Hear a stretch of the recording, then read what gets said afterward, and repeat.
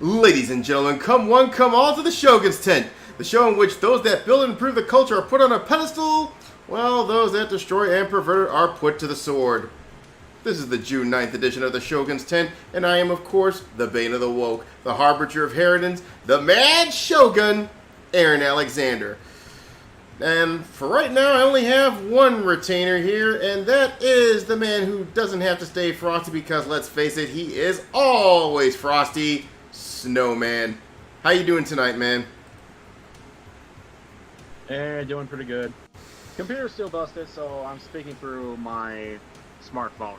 Oh boy. Well, at least the good news is I am back in the headquarters right now after about a week of being let's say displaced because of the ongoing remodeling, but if all goes well, everything should be concluded by this weekend. So yeah, remodeling's a bitch, and my week's been hectic because, hey, guess whose cousin is going to get married? Hopefully your cousin ain't getting married to someone that's insufferable. Oh no, he's too red-pilled for that shit. Oh, that's good. That's good. Probably making an honest woman. Yeah, that's good. Anyway, oh boy, it's been a weird week. You know, I've got a lot of trouble going on with the freaking with the room, and all of a sudden I've been hearing all this news about the Amber Heard situation. I've $8 million. Hey, she deserved to lose every fucking penny of that. $8 million, and not only that, I've been hearing she's broke. Well, yeah, she got woke and she went broke. She went really broke. Nobody in Hollywood wants to touch her, so enjoy working at Starbucks, biatch. After all the shit she done. Mm-hmm. And I believe the lady that buried her ass, Camille Vasquez, she's been made partner. So all's well that ends well as far as I'm concerned. Oh, and Johnny Depp celebrated his birthday. Yeah, so wherever you are, happy birthday, Johnny. And I just wish that when he was there, when the judgment's made, she said one more word to Amber, saying, "I want you to remember this day because this is the day that you almost caught Captain Jack Sparrow." Yes, I just wish he was there, but he wasn't there at the time. I don't know why, but I think he was with Jeff Beck. But anyway, we'll be talking a little bit about the about the judgment when we talk about Saint Anita later on. But for right now, let's get on to our opening statement of the night. All right. Now, I did promise you all a video a couple days ago that I'll be talking about the ongoing bullshit going on with the punditry class on our side, basically pretending that we don't fucking exist. Now, luckily, I did come up with I did drop the. I'm looking at the tweet right now on the very top, and yeah. Yeah, and this actually comes to the service of Mr. Larry Correa, who is a pretty base guy. I think he was one of the people that got blackballed by one of the major guys over at SIFWA, I believe. I don't know, or I think it was disinvited from some con or something, but he did hit. But what set this off was a little point that he made a few days. It was about 3 days ago. Okay, it was earlier this week. Basically, he criticized right-wing punditry as saying there's no cursor to creatives, but is there any creatives? And I'm like, we're here. Why are you not paying attention? But all these this post is the perfect summary of our fucking, like... Yeah. It's the perfect summary of the fucking problem. I know we're not just attacking geeks and gamers. No, we're attacking, like, everyone. We're attacking, like... Yeah. Fucking Doomcock. Geeks and gamers is just part of this problem. I'm talking about Tim Pool. I'm talking about the courting. And by the way, I heard what happened to both Tim Pool and the quartering last night. They got fucking swatted by some leftoid. I swear to God, if whoever's behind this, I hope they put a freaking cactus up their ass. Okay? Dude, when it comes to the quartering, the police are doing a hell of a job proving they're evil and should be defunded. Yeah, no shit. Seriously, they called the place after hearing that, oh, the quartering killed his own wife. Yeah. And you know who they're actually called? His wife. His wife's alive and well, saying, "Fuck it, we're going in guns blazing, bring in the dogs." And then Did any of these fuckers rub two brain cells together? I swear to freaking Christ. Quartering killed his wife. How is this wife talking to us right now? I have a feeling this was a swatting event, and that he told us prior that he may get swatted. Yeah, I think what they're trying. I think some of the police on there are trying to pin a pelt on the wall at this point. What the fuck is going on with that police? You know what it is? As we saw from Uvalde, I bet you most of the good police they've noped out, and these freaking brain surgeons are what's left. Shit, we should just go back to fucking militias, dude. At this point. No shit, I don't see the Michigan militia making this fucking mistake. Oh no! If they fucking they called and you get the wife talking to them, they're like, that's man. Bullshit. This is bullshit. Stand down. Yeah, they'd be doing something else. They'd be searching for the IFPs, for the IFP or the phone number of the guy that gave them the fucking swatting information. Like, where's that little shit? Yeah, that's what they should do. Track down who. You got tracker. Yeah, you got fucking trackers. Use them. Find the son of a bitch that swatted him and send him there. Put a plunger up his ass. I think we're getting off topic. Well, yeah, we're getting off topic. Yeah, we are definitely getting off topic. We went from. Yeah, as much as it annoys us that the quartering, Geeks and Gamers, Doomcock, and the others are basically not showing off preservative creatives. The thing is,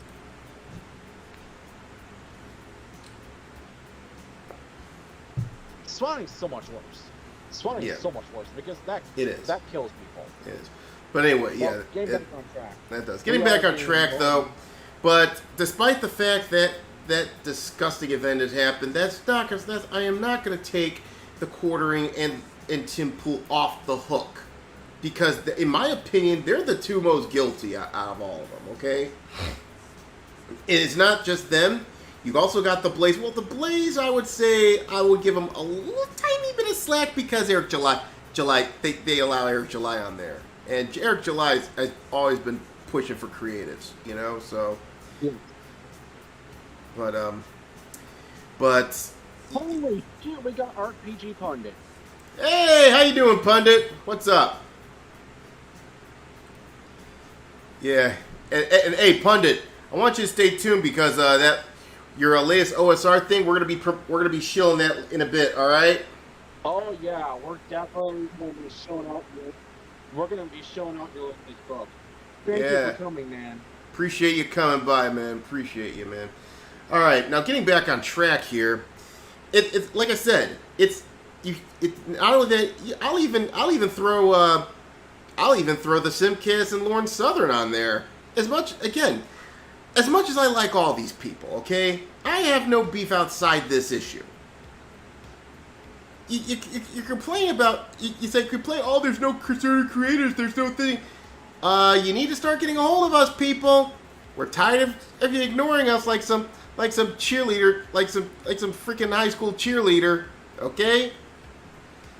I mean, I know, No kidding. I know we don't have like 4-digit followers. Help out John. Help out Aaron here. Help out everyone. Yeah. Yeah. I mean, I'll at least I give credit. At least we can give credit to John Delarose and Sarah Shaw and freaking.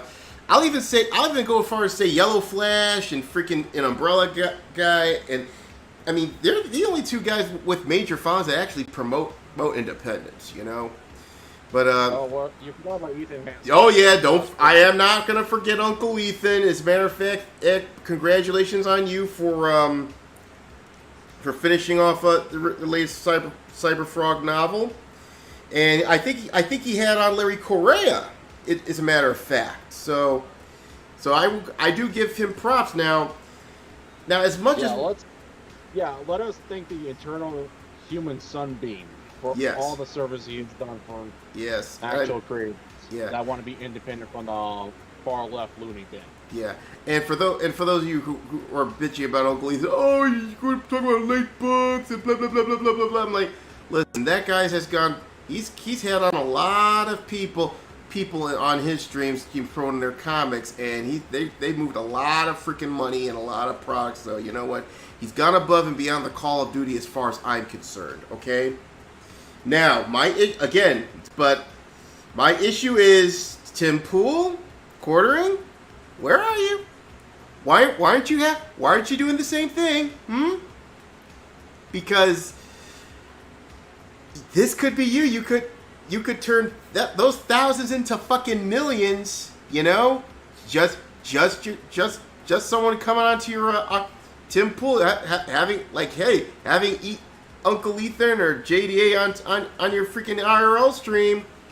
I mean, it's not much, man. I mean, I understand you want to promote your own shit. I mean, I think half the reason is they want to promote their own freaking books. But of course, if you want to be real cynical, you could be like Brian Niemeyer. Which, again, I have no problem. I think he does have a point though. But Brian Niemeyer believes that it's like the American Cancer Association. If they pretty much have no reason to exist. You know what I mean? Well, okay. I'm just gonna say this. I think we made our point a lot of clear that we're fed up with the preservative punditry not actually showing off preservative works. So I think we need to do a step up and actually start showing out for other creatives. Yeah, that's exactly what we're doing tonight. In fact, there's going to be a lot of shit we're going to be showing tonight, by the way. That seems to be like traditional now. Mm-hmm. Yeah. But, like I said, Tim Pool, Jeremy, that means both of you, Hambley and Griggs, Ryan Kennel, if you're within the sound of my voice, Chrissy Mayer, Brittany Venti, Lauren Southern, if you're within the sound of my voice, I want you to listen well.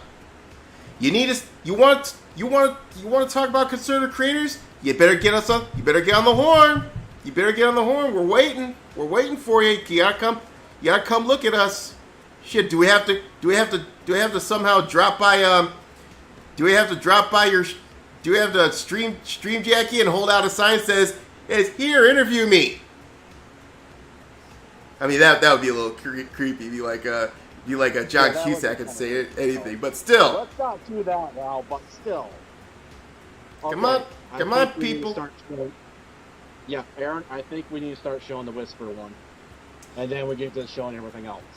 Well, right now, I figure we'll skip on that for this week. But once you get the campaign back up, we'll talk about Whispers of Three Roses. But we got a lot of shit to show off tonight, anyhow. So, and I want to get into that quickly, but yeah, we have Whispers of Three Roses. We do. Once the car's finished, which should be about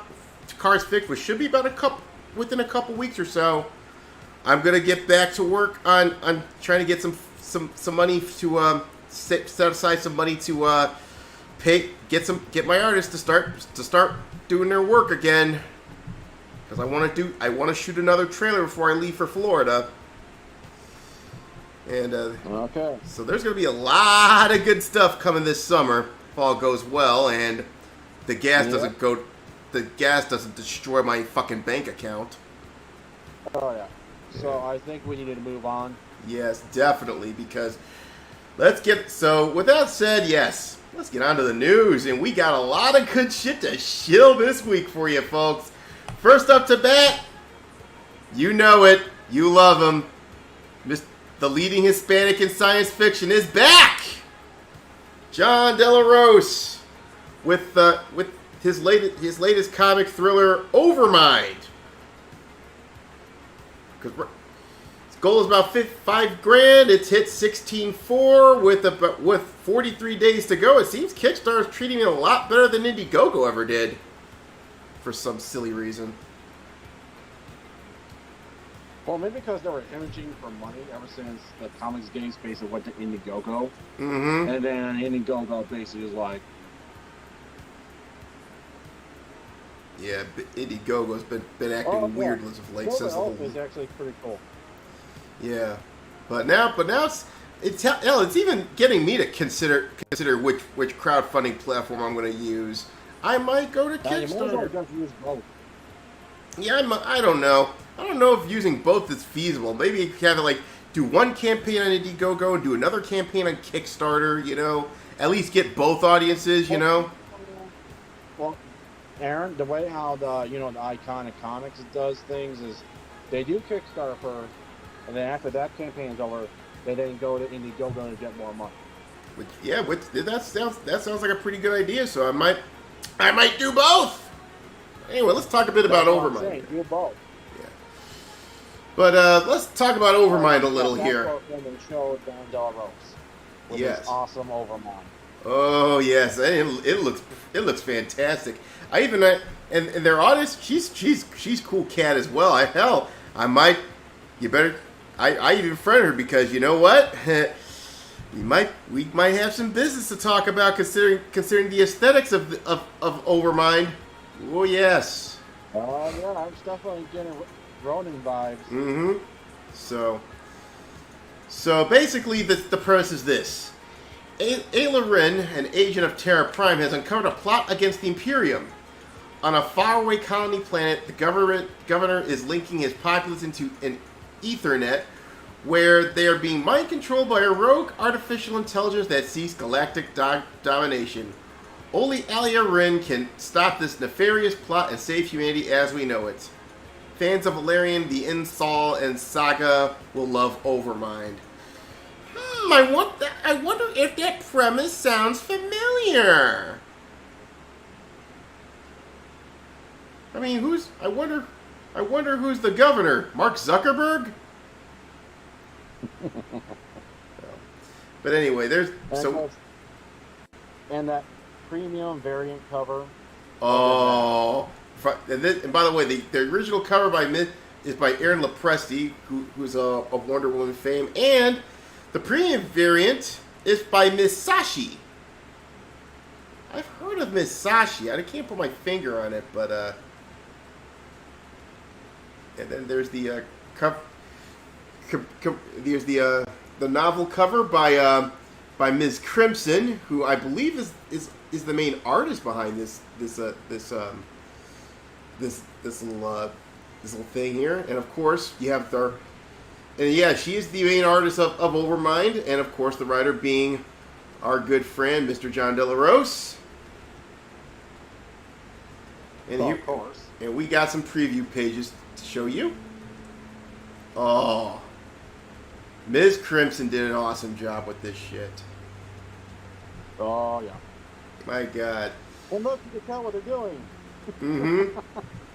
And there's action, there's adventure, there's escape. Yep.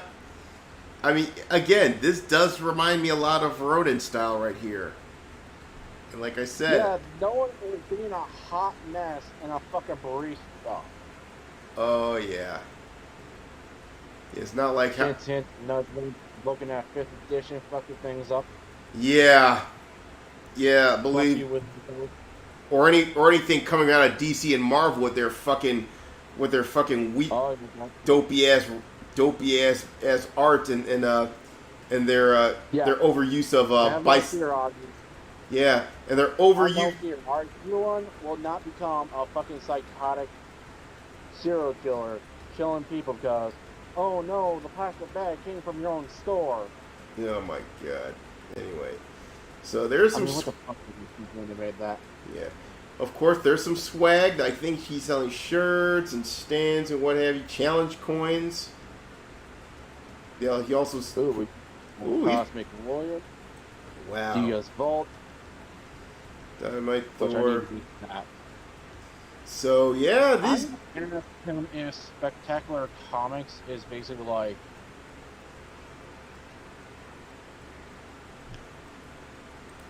Yeah, it's very fascinating shit. Like that. Yeah. If I ever show it in No Just Show, I'm gonna be telling him, yeah, how I first got. Actually, he was on the Monastery. Yeah, I checked out the stream. I checked out the show last night, I believe. Oh yeah, he was. Yeah. He was good for John Delaroche on that one. Yeah, really. But like I said, I think, and he says this is actually his most successful comic day, and with 43 days to go and a lot of buzz he's creating, I will be surprised if he makes it back with five times of his asking or more. Because this is I think, in my opinion, this pretty much blows a lot of his previous few comics out. Dave Fulton and The Girl in the Crusades out of the water. This is fantastic shit.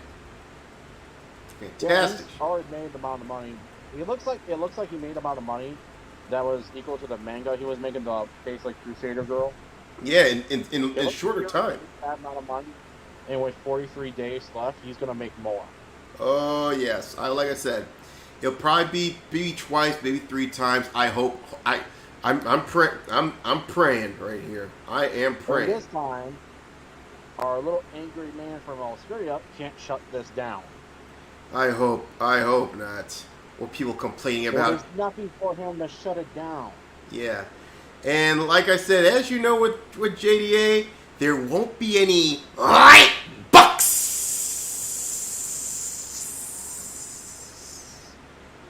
Sounds like steam escaping. Well, anyway. Yeah. But yeah, we will keep an eye on this. As usual from the Shogunate, all our best. Yes, John. All our best. Let's see here. So next up, hey, if you're here, you're still here, pundit. Get ready, my man. Because we get to shill your shit. Yep. Sword and Caravan. Yes. So Adventures of the Silk Road, man. Yeah. There's the cover right here. Medieval Legends of the Silk Road. And which I already got myself a copy of that. I'm just waiting for RPG Jar-Through to give me the print on demand one. Yeah. I'm not looking forward to working with those guys yet. Freaking. But anyway. So what? Well, I already got the lowdown on what they want me to do in terms of formatting the print PDF. Mm-hmm. Which, by the way, you're gonna have to make like 2 separate PDFs. One's for actual digital use, and one's for print use. Yeah.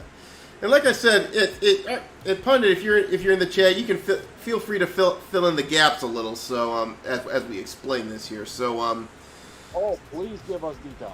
Oh yes, please. So according, this is from what I'm reading here. This is a this is kind of the premise kind of reminds me of another.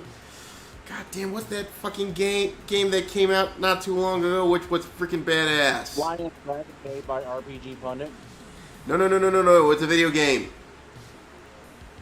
God damn, I know I have it here. Hold on, let me check my Steam library, because I know I have it.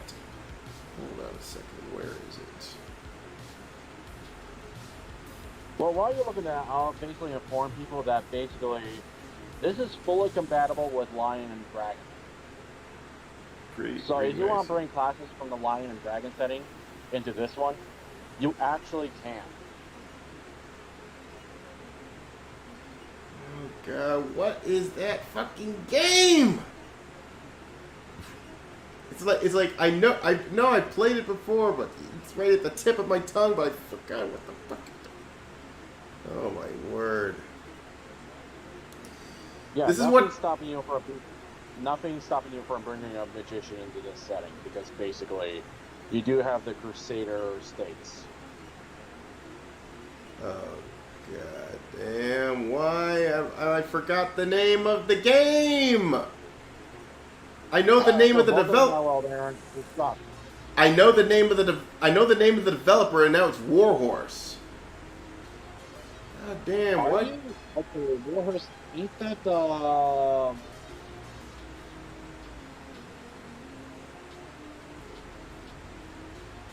It's right at the Chivalry and Sword one?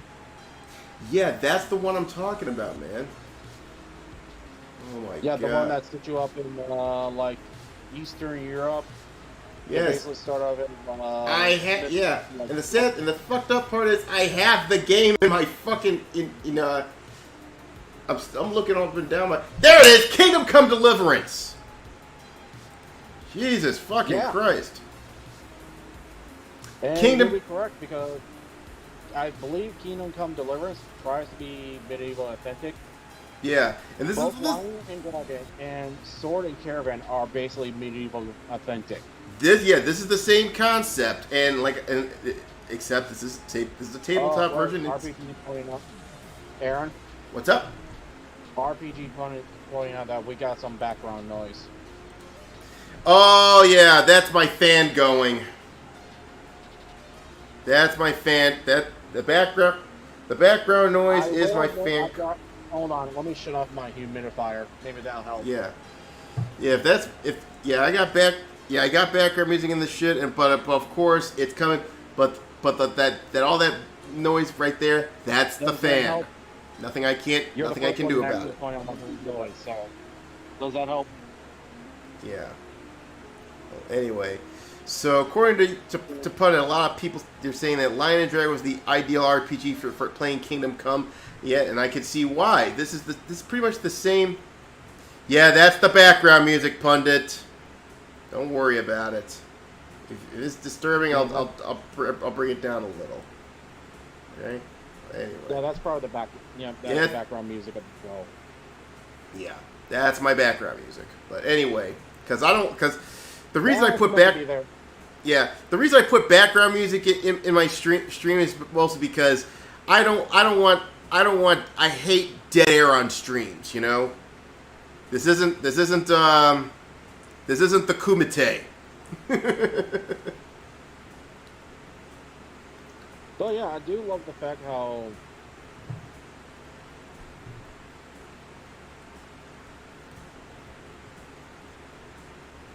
So anyway. Sword and Caravan is pretty much this. RPG Pundit, I also bought your RPG known as the Invisible College the Invisible College. Yeah, I'm trying to do like a limited version of the magic system in that. Yeah, basically into my digital ghost stories.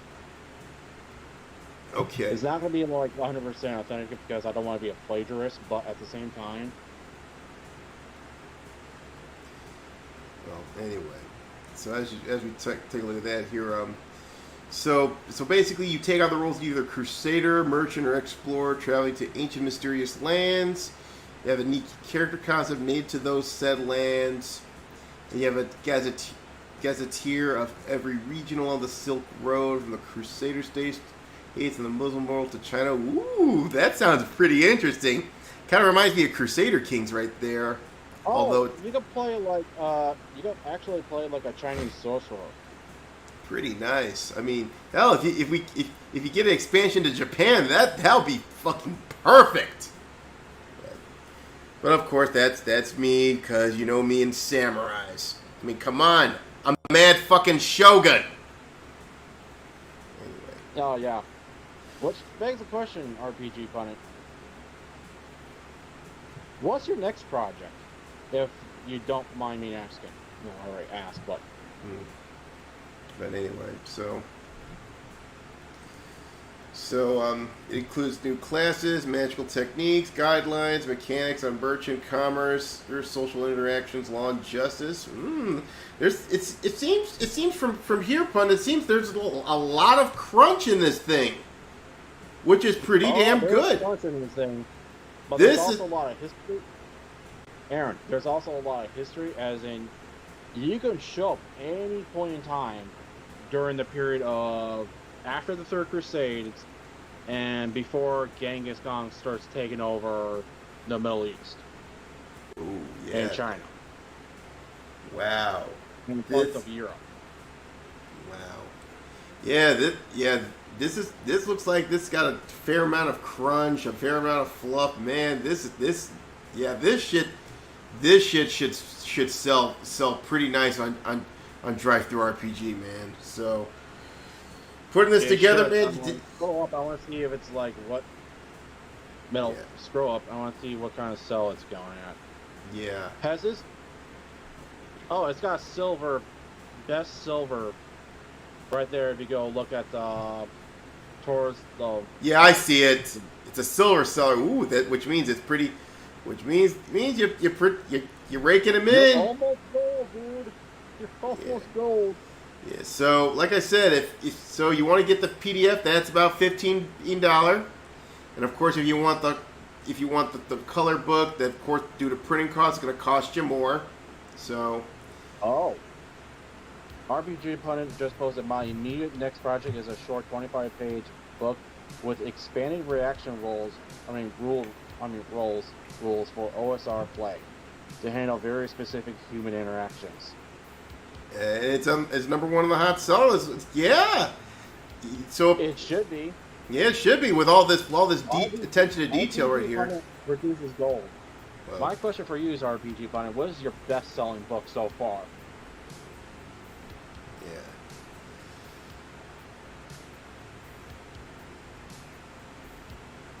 Number 2. Oh, okay. Oh well. You did. You're in the top 3, man. Still got number 1. So as far as I'm concerned, still top 3, but you're high up there. Yeah, you're right. Out of all your books, which is selling the most? Lion and Dragon. Oh, Lion and Dragon is selling the most. Wow. But yeah. No. Ooh. Yeah. Well done on that. Yeah. And like I said, I've been saying this for quite a while. When it comes to OSR right now, Pundit is the gold. I'm gonna say it's you, Pundit. You are the gold standard. Okay.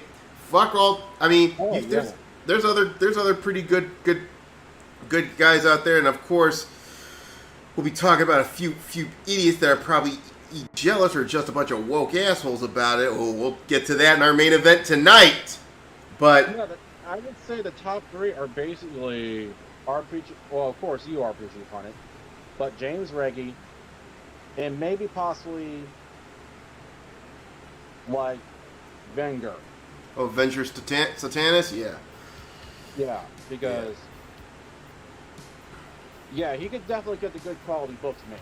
Oh yeah. So like I said, that's the good thing. It's not the top guys in OSR. They actually put this out back to the. It goes back to actual gameplay, not focused on woke shit or X card nonsense or all that crap. You're welcome, RPG. But he just thanked us for. Appreciate you, Pundit. Hey, thank you for showing up. Yeah, appreciate you, my man. But hey, stick around. We'll be talking about that main event soon, but we got a lot of stuff to go over before we do that. Oh yeah, we're gonna triple on people who are basically riding on your coattails. Oh yes. I don't fucking hating on you. So if you got time, please stick around. Yeah. Anyway, let's move on. Let's move on here, and because we've done a little. We're going after a certain group of pretenders that basically. Oh yeah. Love calling people Nazis. Yet have the audacity to say OSR itch I go. Oh yeah, itch.io. Anyway, let's get on to our next topic here, and this is actually, we're doing this as a service of this comes as a service of TGG Games, which in my opinion has finished their latest crowdfunding campaign, I believe on the 7th, which they pulled in about nearly $5,000.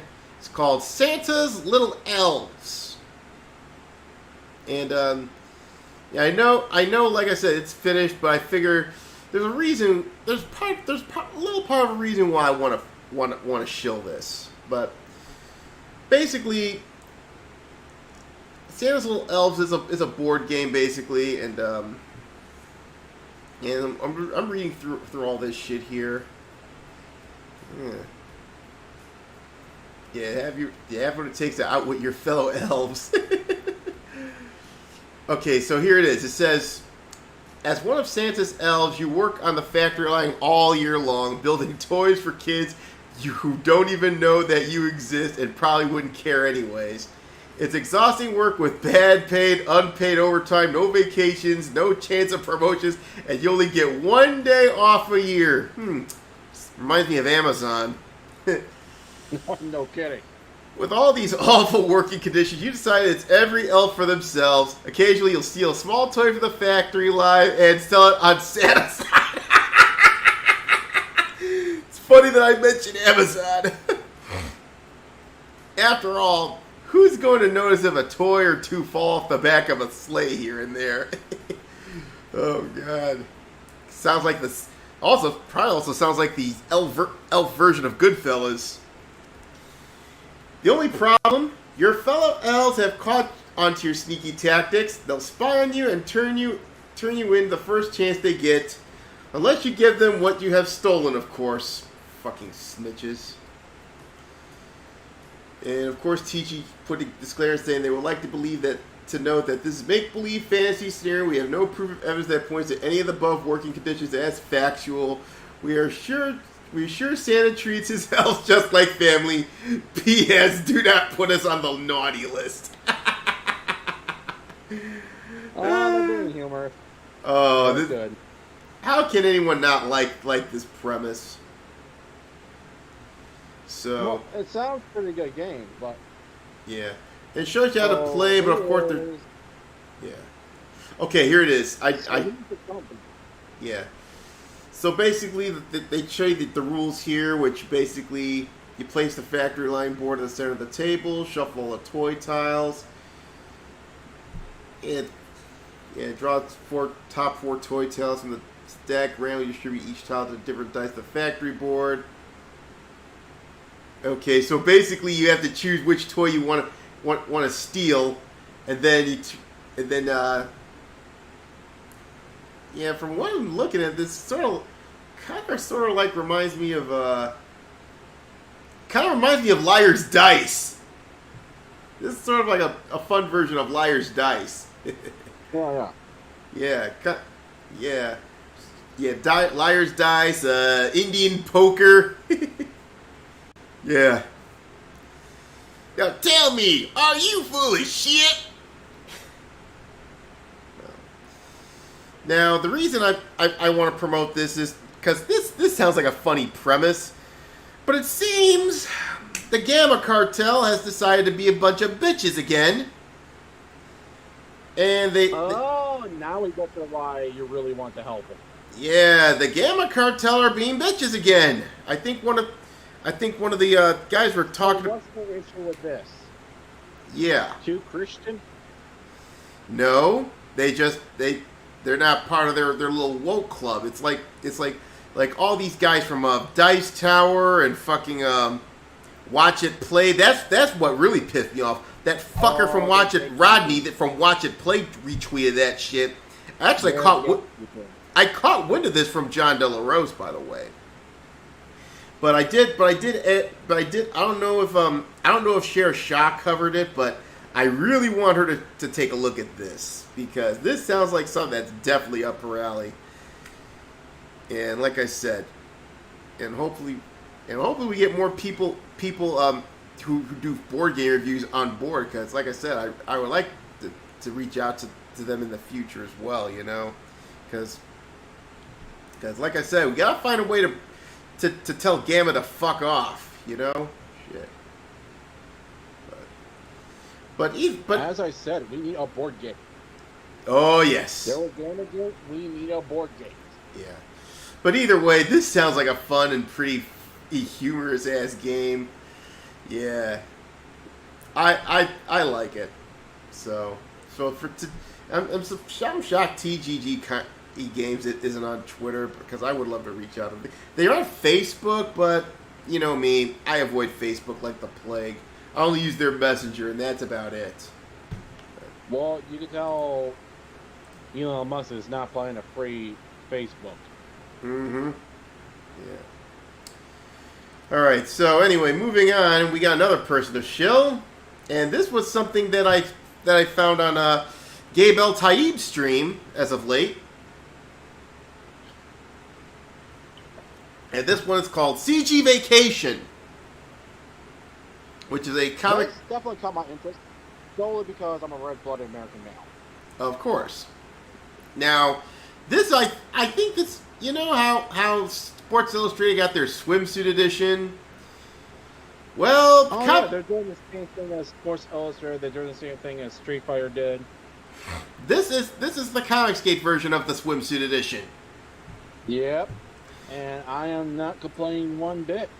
Yes. Almost Even 20. with the Invisible Woman and all. Yeah. $20,000. Almost $20,000 and with 19 days to go. And of course I mean this is basically I got a feeling this shit prints money anyway, because come on, who would like to look at some comic gate babes in skimpy ass swimsuits? We're looking at the situation. Looking at this, there's characters from Accend, from Shane Davis, 94 Rage Tality's War by Shelby Robertson, Lost Pages by Dan Dahl, Brutus Badass, Sovereign Wolf. Ooh, Perfect 10. Damn. First Man, the Chinoo, War Party, Magic Cop. Oh. I like Magic Cop there. And Blade Devil, of course. Yeah, Blade Devil. Yeah, there's the Invisible Woman in a bikini. Wow. As I said, Invisible Woman and all. Yeah. Of course, there's Cyberfrog, Graveyard Shift, Black and White, many more. You know what? Can you imagine Cyberfrog in shorts? Yeah. Now there is one surprise that I didn't see. There is one thing that I wish that was on there. She. I wonder if they couldn't get Billy Tucci on the horn for this one. Probably because he just released another She comic, so he's probably he's probably pretty busy. But so basically this is a cross. Oh my God. Yeah. Anyway. But this is pretty much the closest thing we've seen in Comicsgate to a crossover. But hey, it's the swimsuit edition, practically. And of course there's a lot. And of course there's a calendar involved and a beach towel. Well, like I said, any comic that features hot babes in there in bikinis, that's always a winner.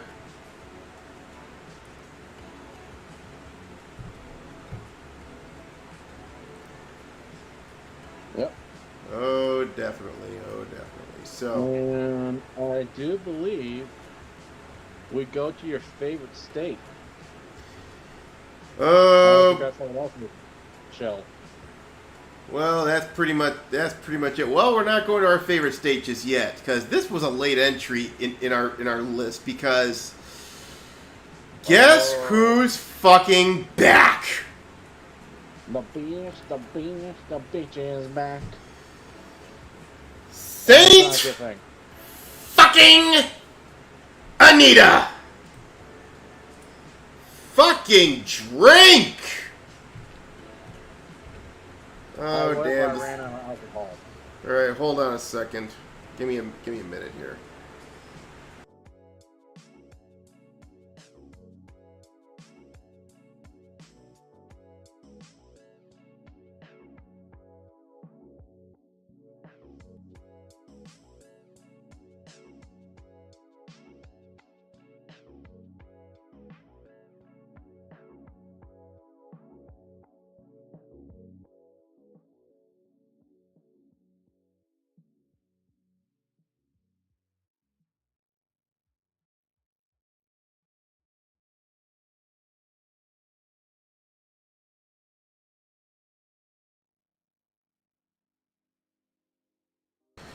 All right, sorry about that.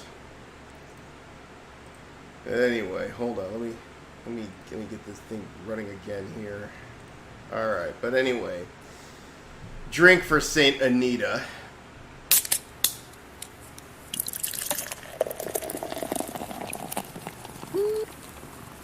I don't think she's a saint. I use that term facetiously. But I know, but still, I'm like, well, we have RPG Punny here, so you may have taken you seriously or not. Yeah. But anyway, so Well, we get sarcastic and kill people who are new here. Yeah. So anyway, as you all know, last week, Johnny Depp, well, basically said to Amber, or like Riley Freeman, it's time for you to pay what you owe. And let's just say it hasn't ended well for Amber. I don't think there's even word that she doesn't even have enough money to appeal. Yeah, she does not have enough money to appeal. That means she gotta live with the consequences of her lies. Yep, she's fucked. She is fucked. But anyway, Enough about Amber Heard. Let's focus on the other trash. Yeah, but unfortunately, there is a bit of a side effect to this, and apparently, everyone's done one of the most annoying grifters to come in the past 15 years. Saint Anita has decided to chime in last week about it. So she basically says the following: This is so spectacularly fucked up. I can't even. Oh, there you go again. I can't even. Fucking drink on that one. Always with the I can't evens. I can't even fully grapple with the levels of misogyny on every single level of this process, starting with domestic violence and abuse and ending the illegally vindicated gaslighting. Did you check Johnny Depp's finger, you fucking hag?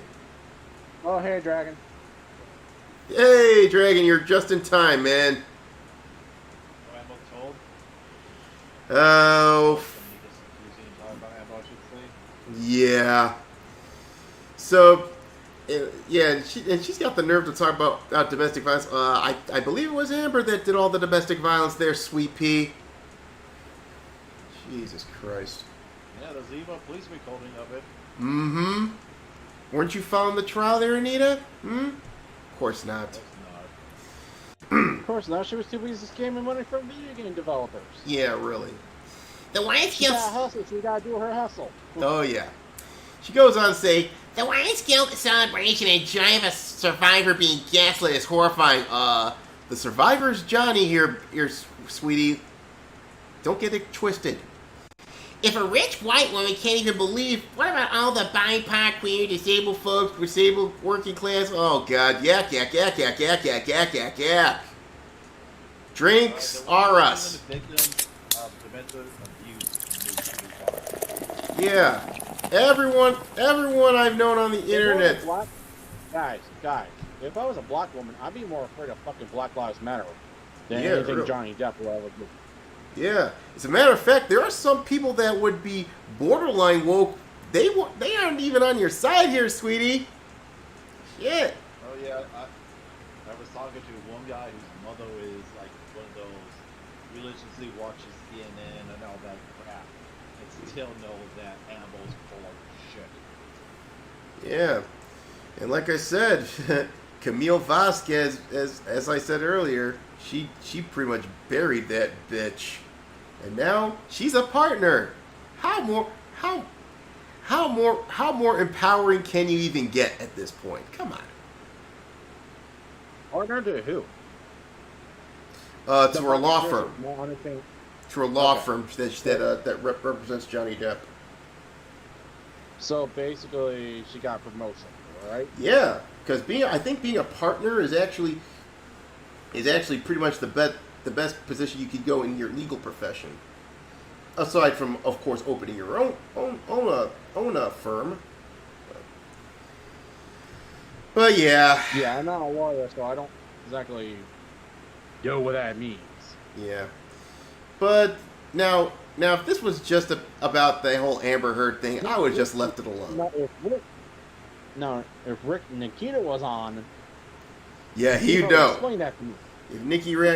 Believe me, Nikki Rackets would know a lot more about that world than any of us would ever would. Nick, please get on.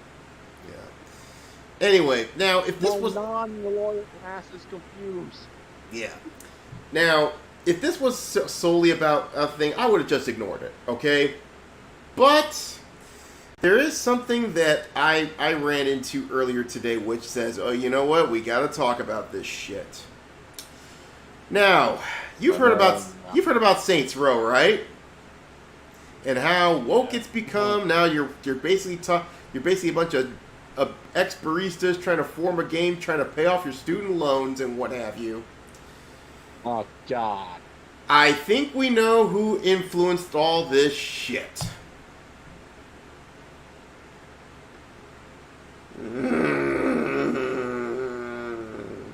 Fuck you. And this... Fuck you and... And by the way, before you begin, drink for Polygon.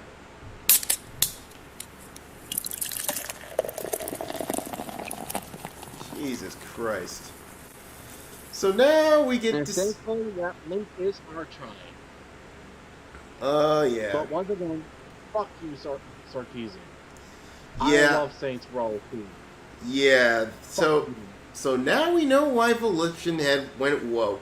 Saint Anita paid them a visit, and I think what happened was most of their original guys got tossed out on their ass. It basically became like what Marvel and DC is now. So apparently, the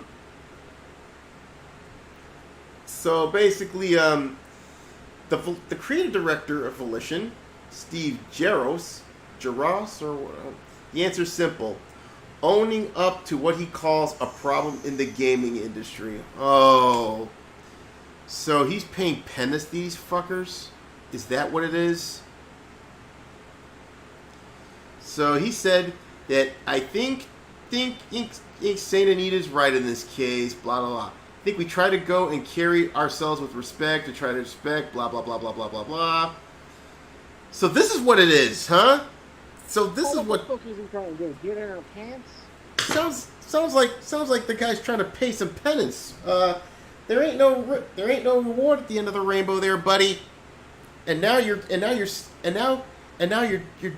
basically another French, and you're basically trying to kill another. You're one of many other haps trying to kill a franchise. Yeah, man, I feel your pain. I feel your pain. So. Oh, I feel your pain all way too much, dude. So, like I said. So, number two, may you be bought out by GOG and actually just fixed up and patched up without having anything added to you or anything removed from you. So now we finally get to the center of why Saints Row all of a sudden becomes a pussified woke mess. It's because now apparently he probably feels guilt. He's all of a sudden he grew a freaking conscience. I mean, just say you're in a cult, my man. Just leave those are actual problems. Yeah. Matt, those are actual problems. This motherfucker right here will never cover actual problems. He'll cover fake problems. Yeah. So now... Oh, by the way, she's not Punjabi, she's Armenian. But, Yeah, that's true. But... She also likes to pull the young Charles and stuff like that. Yeah, she probably does, most likely. But anyway... Yeah, all the group that Lily named after the group that genocided your pizza. Yeah, that's just shameful. Anyway...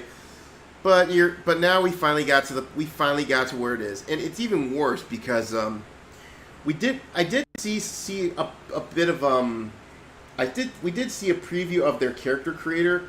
Well, for the most part, the mechanics of it I still like. I mean, there is some good points to it, as Susie Hunter, who has demonstrated, because she managed to create her character perfectly.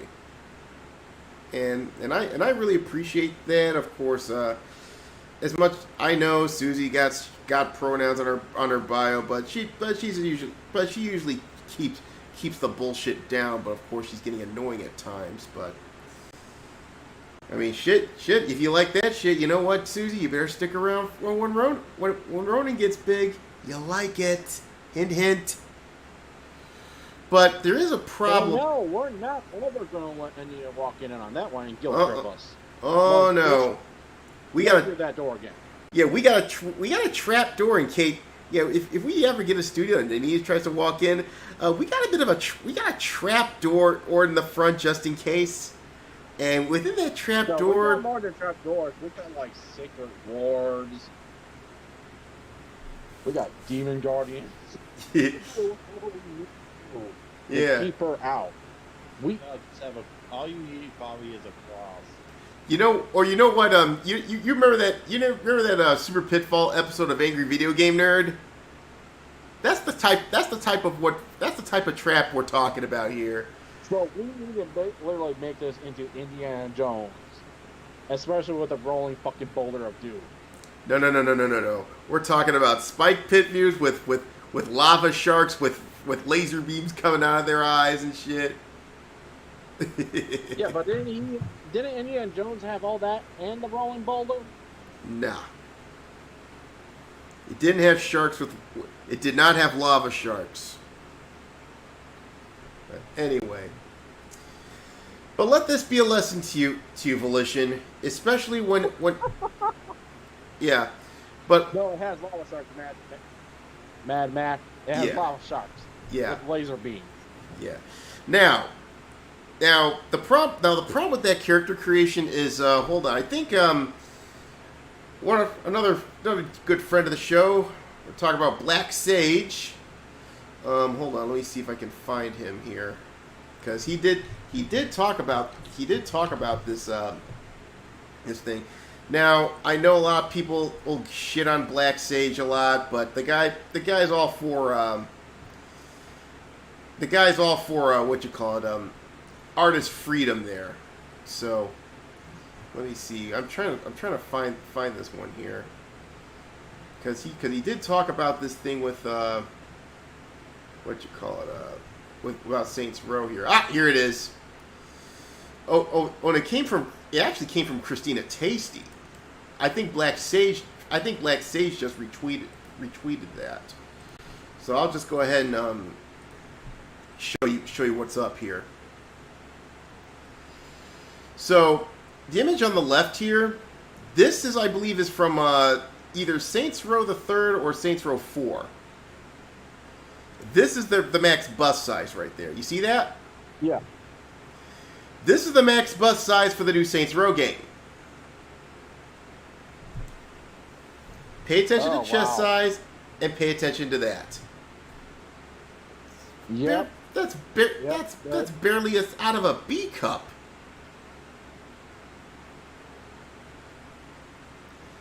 Now I know what you're thinking. I'm just shaking my head no.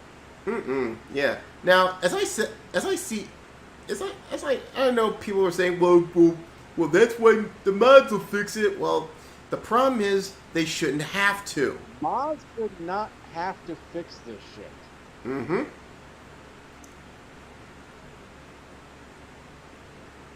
They should not have to fix something. Mods should not have to do that. But they bought. Exactly. Yeah, especially when you have this in your previous games, and now that's the best you can hope for? Jesus Christ. Take a look at Saints Row 2 Win Design. Go to the best game in the Saints Row series, which is number 2. And check how the women models are done. And yeah, seriously. The women models are like I don't know about that. The women models in the Saints Row series have always been a problem. But well, I'm not saying it's perfect, but come on, man. Yeah, this is better than the fucking Rockstar models yeah, from it's Grand Theft Auto series. and it's certainly better than this side shave bullshit over here. Jesus Christ. Dude, And- have you not seen how the women characters look at Red Dead Redemption 2? Yeah, no shit. Hold up. Let's do the actual comparison. Well, Fred. Well, the reason I'm not going to do that is because we'd be wasting a lot of time. But Well, the reason why you're not going to do that is going to give everyone nightmare fuel. yeah, that too. But let's just put it this way here, folks. This is why you don't allow hacks into the gaming industry, and this is why we say expurga factus delendus est. These people need to be out of there, okay? Launch. I'm just saying, in comparison to other Western game developers, Saints Row was still light years ahead when it comes to making sexy women. Yeah, and now they just completely took a step back because one of them all of a sudden wanted to freaking flagellate himself. That's just disgusting. You know there's going to be a lot more boys in that department than just him. Oh yeah, definitely. So if I was running Volition, believe me, there would be pink slips going aplenty. And you know what? Your game will not. The fact they let Anita in there at all would be me saying, okay, we got to fire the whole host. They did not immediately kick her out. Yeah. You'll fire. Let it rain pink slips. Yeah. I guess you know, it's like, Jesus Christ, have you learned anything from BioWare? Of course you haven't. No, BioWare is going to die. Oh, yeah, especially after that next. I hope and pray 4 is good. It ain't. Because if it's ain't. It's woke crap. They've tripled down on the Inquisition the cringiest parts of Inquisition. Again, Inquisition's a decent game, a lot better than the second one, but there was a lot of cringy parts in Inquisition. They've decided to take those cringy parts of Inquisition and make it even worse. So that's how. Yeah, that's the fourth dragon. The best Dragon Age was Origin. Let's be honest. Yeah, Origin was great. And that's because it was the closest thing to the usual BioWare makeup that they had in the past that actually worked.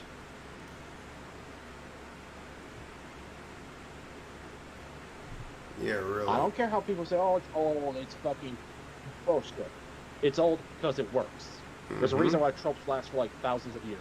They fucking work. Respect tradition. Exactly. Return to tradition. But like I said, now this is just sad.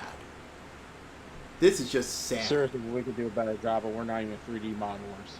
Yeah. Well, that's a shame.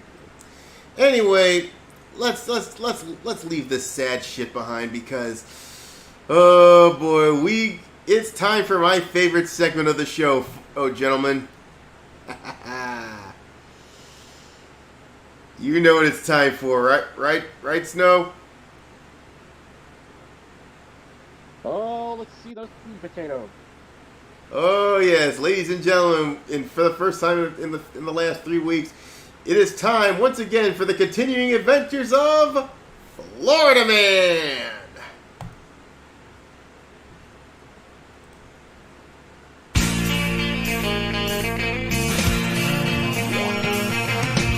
No one told you life was gonna be this way. Your job's a joke, you broke, your love life's the old way. No recollection of that happening at all. Well, this store sells some good liquor. When it hasn't been your day, a week, a month, even your year. And of course, how you doing, Here you go. Don't bite my hand off. Don't bite my hand off, and you get a cookie. Here you go. Let's not forget that's some good liquor. Oh indeed. Oh indeed. So to start off our Florida Man segment today, well, we got some We were going straight to the fail train.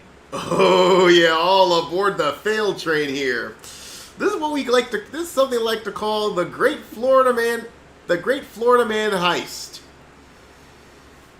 I'm just gonna go. What a fucking heist. Okay, I'm just gonna set the scene.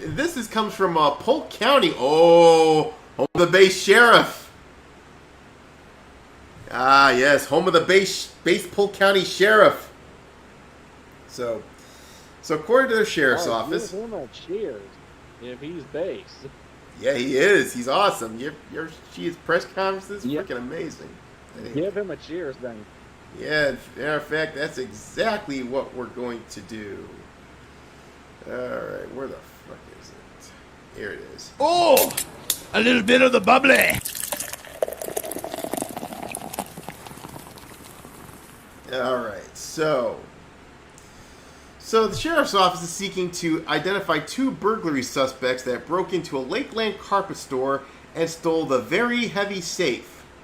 According to investigators, on Sunday, just after 3 in the morning, one of the suspects smashed into the front glass door of Ronnie's Carpets in Lakeland with a crowbar, enters the store, and prowls for the safe.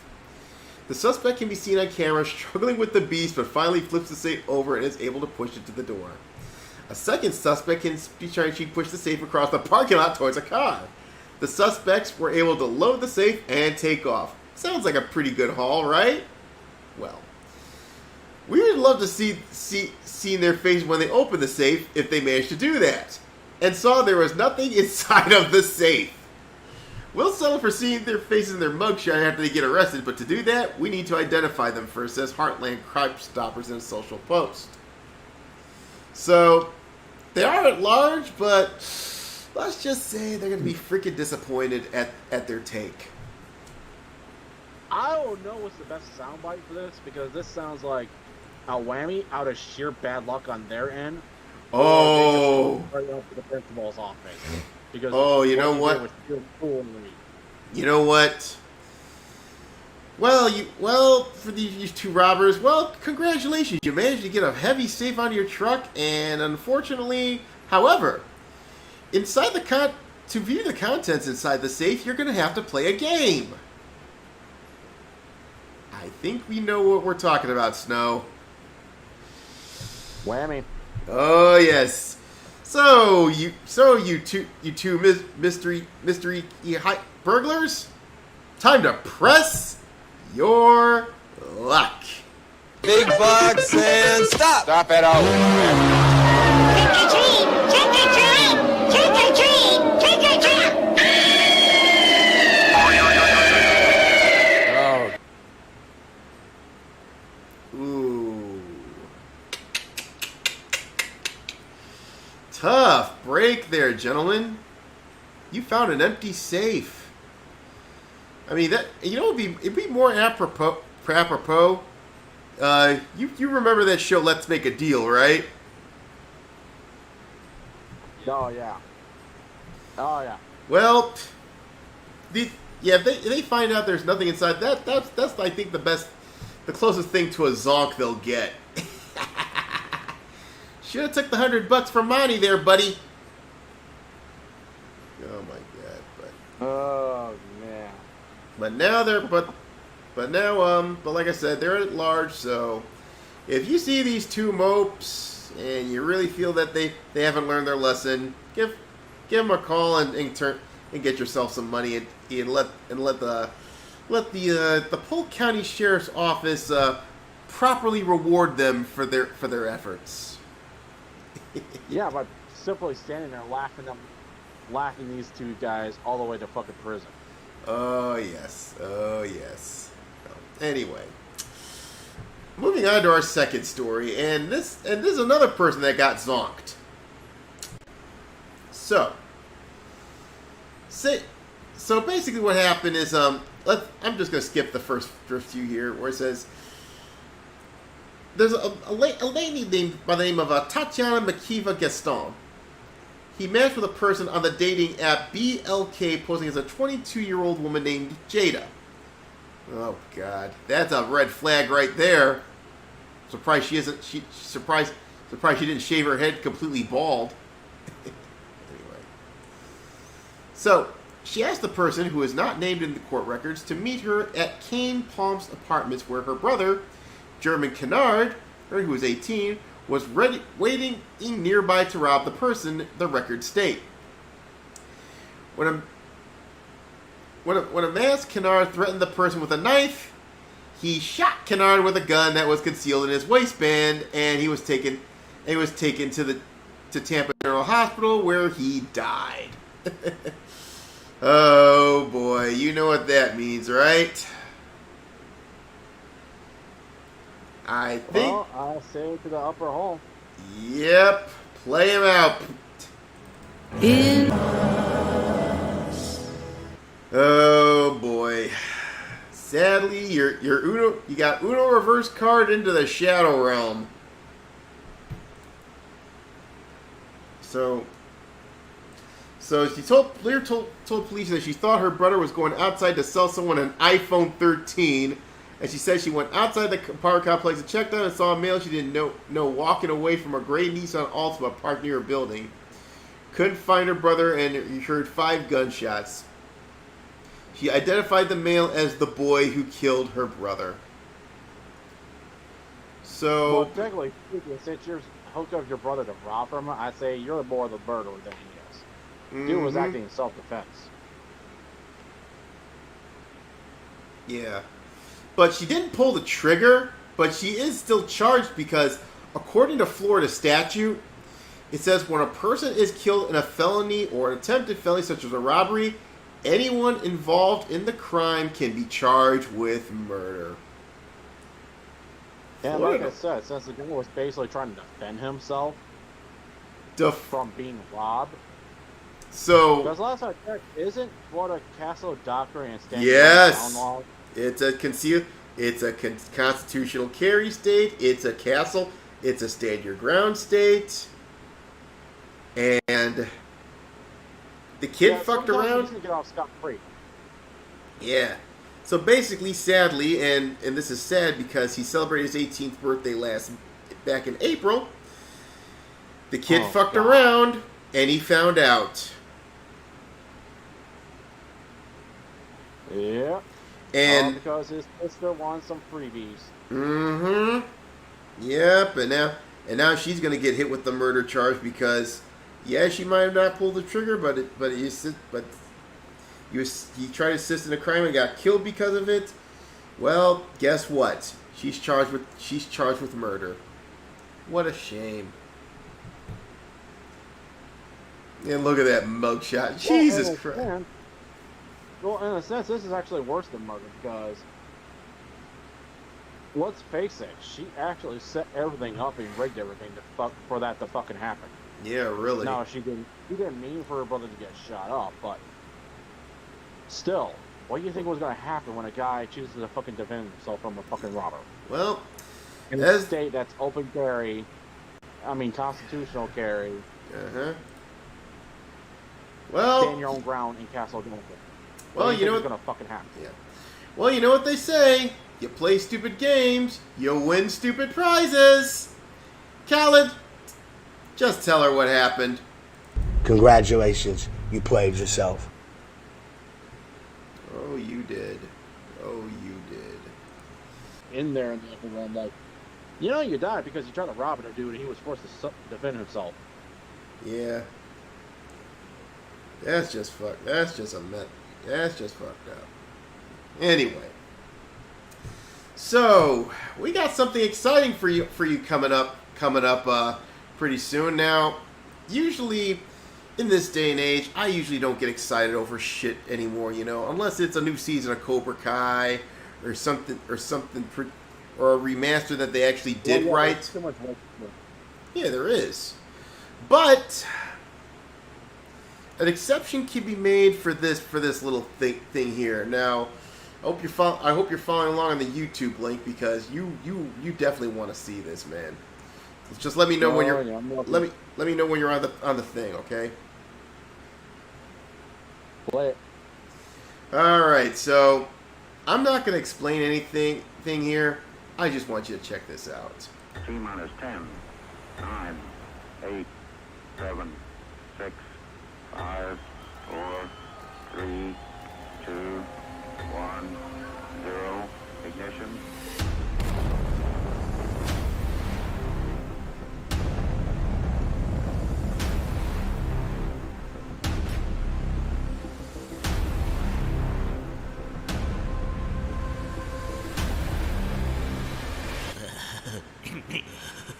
The Earth sucks. Wait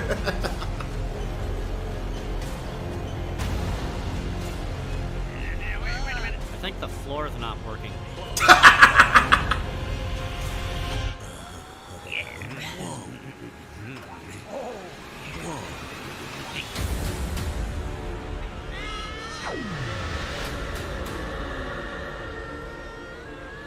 Look at that number up there on the billboard. There's a 2 and then some kind of circle. No, dumbass, not that number. That one. 69. This show sucks. It's like just these fat people standing there. Hey, Julio! I need TV for my bunker! Who are you, fart knockers? Amusing, yes. Yes, humorous, yes. Satirical comment on the time. Yes, amusing.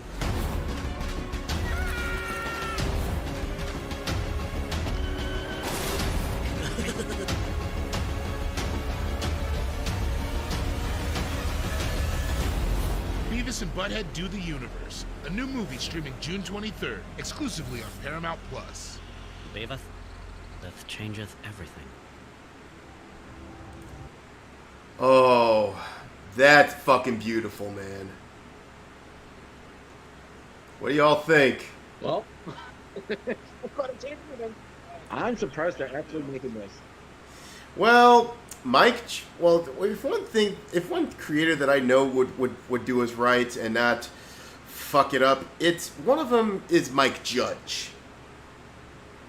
And Mike Judge has been, now, as you know, back in 2011 he did try to revive the series. Only last for one season on MTV, but it was a hell of a good, but it was a good run at least. I wish they made more seasons, but of course I think MTV's audience, well, they went woke. Yeah, exactly. Even during 2011, I still enjoyed that. I still enjoyed that one revival series. Eventually I got old enough and I basically left MTV. I'm like, dude, you're not even playing music videos anymore. What the fuck are you doing? You're called music television. Yeah. Play some fucking music. Yeah, I think you know what I think the problem was in 2011. Beavis and Butthead sounded too smart. I mean, yeah, they were still dumb for that, but it shows if the network's audience is dumber than Beavis and Butthead, that's an indictment on the network. I really don't want you to fucking think about that. Yeah, but judging by the trailer, I think I don't know if this can actually beat out Beavis and Butthead Do America, because Beavis and Butthead Do America was fucking amazing. You've seen that movie, right? Oh, I've seen parts of it. Oh, you should check it out. I had a real hatred against MTV. Yeah, but Beavis and Butthead Do America was definitely one of Mike Judge's best moments he's done, and that was back in like what, 97, around the time where he decides to end his run with end that first run. But also what I'm also gathering from the trailer is they get sucked into a black hole into our time. So I think the movie will start off like about a year after after Beavis and Butthead are dead or something, and they fall in some black hole to our time. Oh boy. I wonder if you're considering our current culture, they'd actually be a bit smarter than the average person. Oh god, that'd be sad, because think about it. Yeah, considering the fact that this is the same guy that did Idiocracy. Beavis and Butthead were basically meant to be the two dumbest people in the fucking room. Mm-hmm. But now you go into our time. You know what I'd be interested in? You know that drill sergeant in Beavis and Butthead show? Oh, Buzzcut? Oh yeah, I Would remember. you like to see an action movie of him? Whoa, Buzzcut? I don't know. Yeah, would you like to see like an action movie of him? Yeah, I feel like there has to be more for him to be super pissed off about life than, just him being a drill sergeant. yeah, really. But also, I've also read that he's also bringing the Beavis and Butthead. He's bringing another. This is gonna be his second attempt to bring the series back. Now this time it's gonna be on Comedy Central. So yeah, I would say they would give him free reign because they do the same thing for Matt and Trey. So I figured, despite the fact they got the Daily Show, but I would say if South Park can actually be on that show, I think Beavis and Butthead could do pretty well as a standalone series on Comedy Central. Oh, Mad Matt agrees with me, dude. Coach Buzzcut having his own movie and killing a bunch of mofos. Give it to me, baby. Yeah, and especially I love that part when he'll probably dare someone. Remember, I think you remember that episode where he had Beavis and Butthead kick his balls and he actually hit. Kick me in the Jimmy. Kick me in the Jimmy. Then they actually do it, and he's like, yes. He actually loved it. I actually love it when someone kicks him in his junk. Yeah, I think it was either Beavis or Butthead. They're like, whoa. Yeah, it was probably Butthead. But that's something to be very excited about. So definitely get excited for this shit. Of course, I'm not gonna fuck around with Paramount Plus. There are other ways I can probably see this. That involves a keg of rum and a ship. But anyway, it is shameful it's being played on fucking MTV. Yeah. Where the original Beavis and Butthead started. Yeah, but you know what? I get why that audience is a bunch of fools. They're woke. They're trash. They're fools. Anyway, speaking of fools, how's that Obi-Wan series? Well, considering how bad they're failing, yeah, they're going around calling everyone fucking racist. Wow. Now, that should be a fucking clue of how well things are going on. Especially when they give a complete utter disregard to, canon and consistency and actual storytelling. Yeah, really. And yes, we do need to take a break, Mad Matt. You're right. Yeah, so apparently what happened is episode 4, this was fucking predictable. This was bait and switch. We saw this coming a mile away. Now I know the show is called Obi-Wan, but it seems like it's turned into the Tala Show, which I believe is played by who's that person that's always been who's whining about I'm being harassed. Well, whatever it is. Tala. I don't fucking remember my name. Yeah. I don't think that was like a main Star Wars character, is it? Yeah, but I believe it's the one. I believe it's the one who her actor is the one who getting her actress is being the one getting quote unquote harassed and freaking Oh, is it the black woman? Yeah, Ewan McGregor are simping for her, etc. Yeah, but you know damn well, and she's like, and of course they're trying to portray her as the first black woman in the series. But here's the problem, though. What about Lando? What about I believe it's. Wait, wasn't the woman who played as the green Twi'lek, wasn't she black? Yeah, I believe so. Ula. And let's not forget when it comes to black folks, of course they had lightning in a bottle with John Boyega, who they basically tossed in the back burner, where he can easily be your main character. Yeah, they can't ever use the fucking race card on that shit. Don't ever. After what they did to John Boyega. After what they did with meant to be an equal to Rey. After what they because China doesn't like black people. Yeah. after what that when they completely screwed over John Boyega. Well, John Boyega would have been the linchpin to would have been the keystone of the sequel series. But of course, because of Kathleen Kennedy and Disney simping to China, they had to screw him over. And you know what was saved episode 8? You know what would have saved fucking episode 8 after all the fucking travesty and the fucking Luke Skywalker death? Yeah.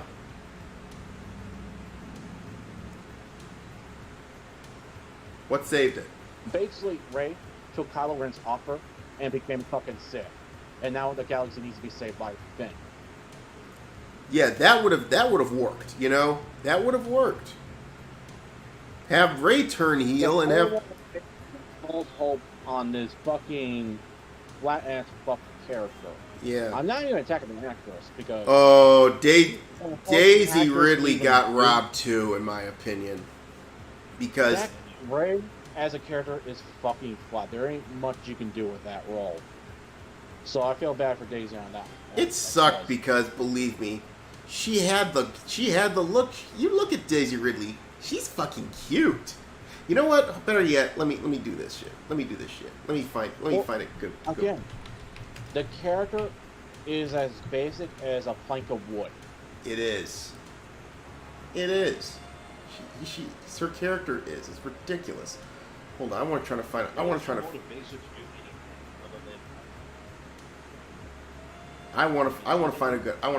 picture of Daisy.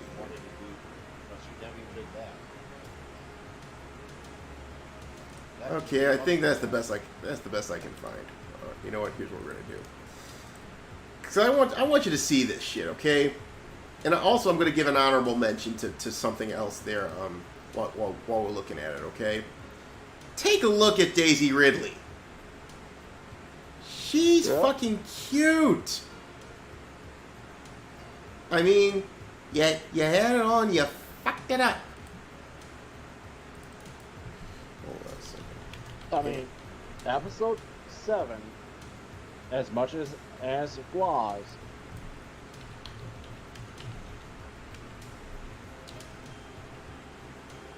like I said, I think would have been much better than it was.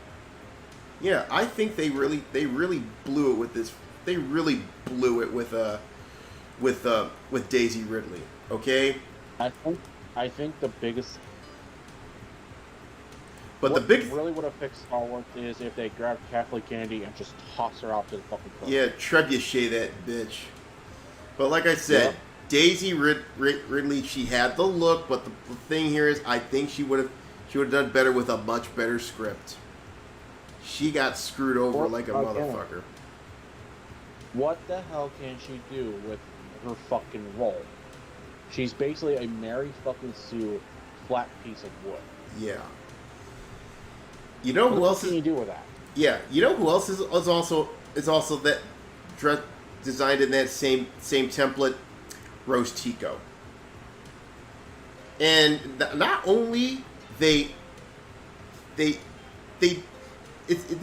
even more of a travesty than Rey. The best thing about the final film, number 9, is that Rose Tico wanted to join in, and the rest of the group is like, no, you need to stay here. You need to stay here. You're more important. Yeah. And just basically Rose Tico. Yeah. The problem here with this one was they completely uglified her character. Look at Kelly Marie Tran. Look at her. She definitely has looks. I'll give you that. She's great, but what they did was they frumpified her. Well, that's what they want to do with all the fucking women in their fucking they want movies. to They want to make them frumpy. I mean, shit. What's next? Half of Nothing Hollywood. good if it's frumpy. Yeah. I mean, what's next? Half of Hollywood's gonna get fucking. If you're gonna, go ahead.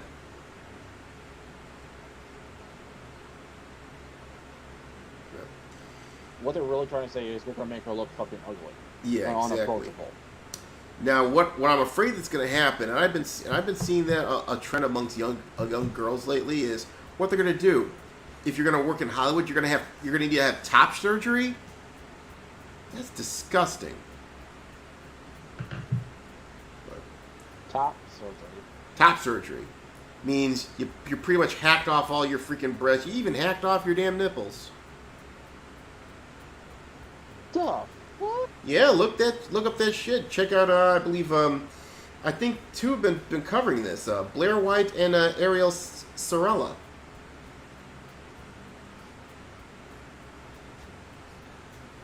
Yeah, look up. Don't do that. Yeah. You're gonna regret your life, like how a man who fucking just removed his balls and dick's gonna regret his life. He's stupid enough to do that. Yeah, that's Don't just do sad. that. Yeah.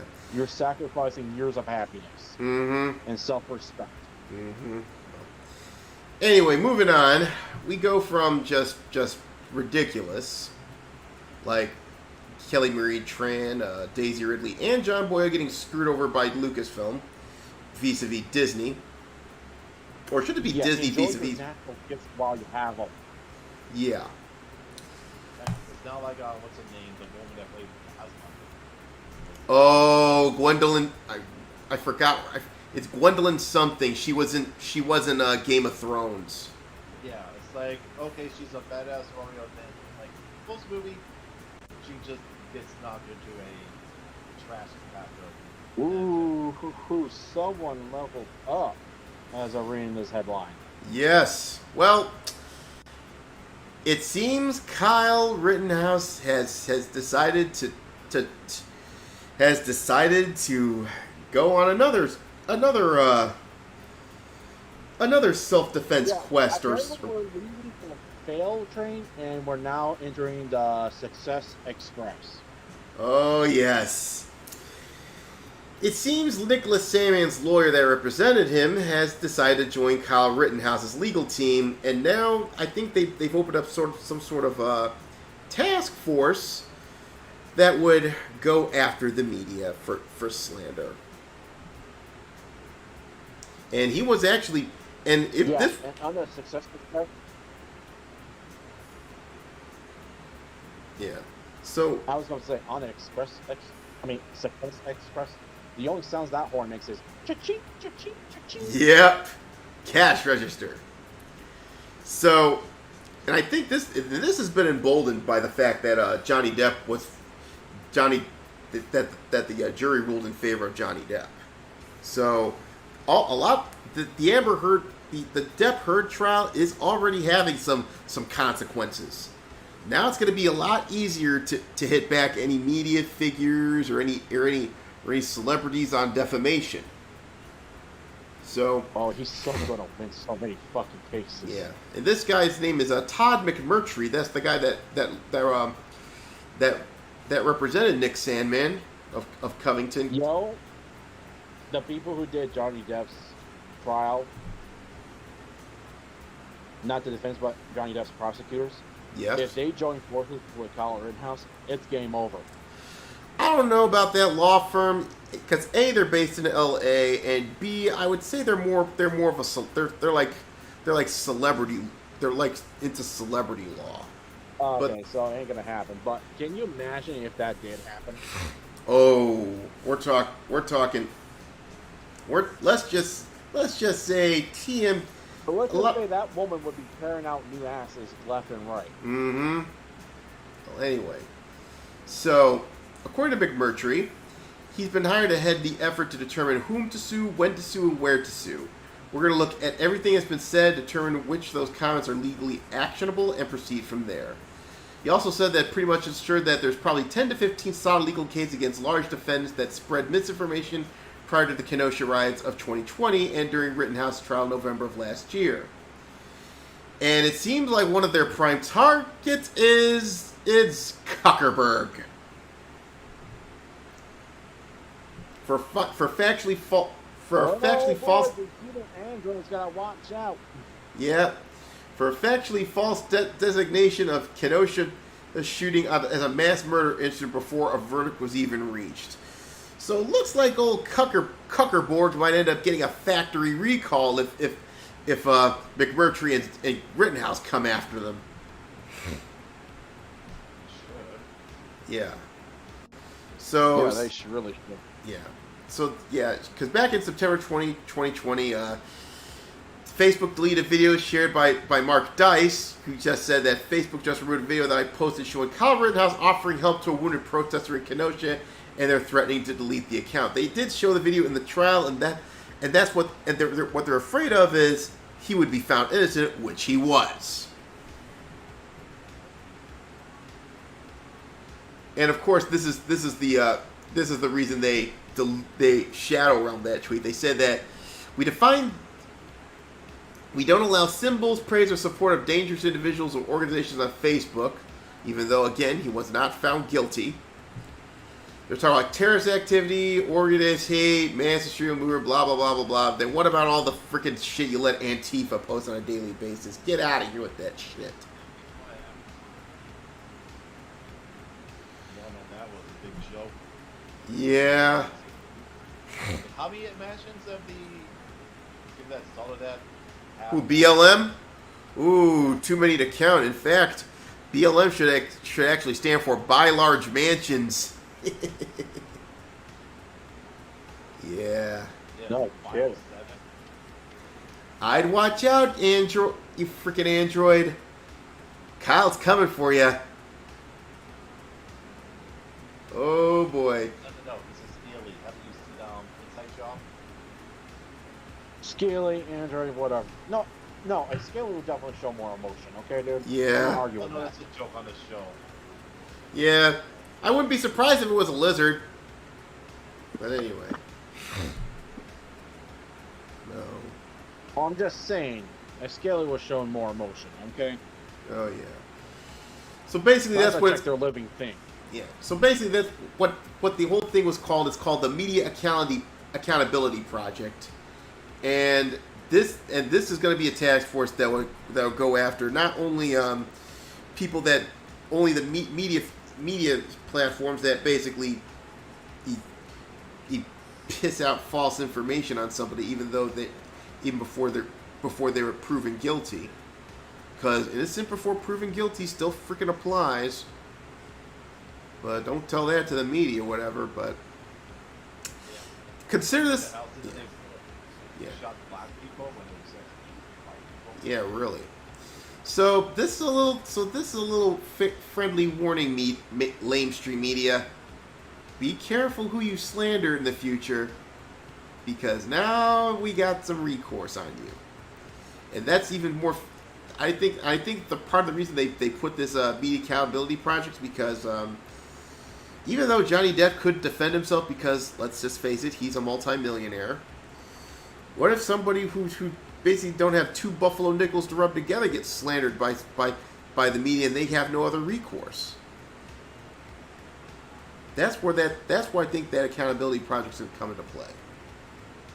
And that's a good thing, because now the common man will have a defense against these freaking hacks from getting smeared and canceled, etc. You know? Oh, yeah. Shit. Hell, even, he also said that, Whoopi Goldberg is another target. Good. I say good. Time to harpoon that whale. Time to She needs to be fucking targeted for all the shit she done. Yeah, really. Said. I just don't know if the Mafia will say anything.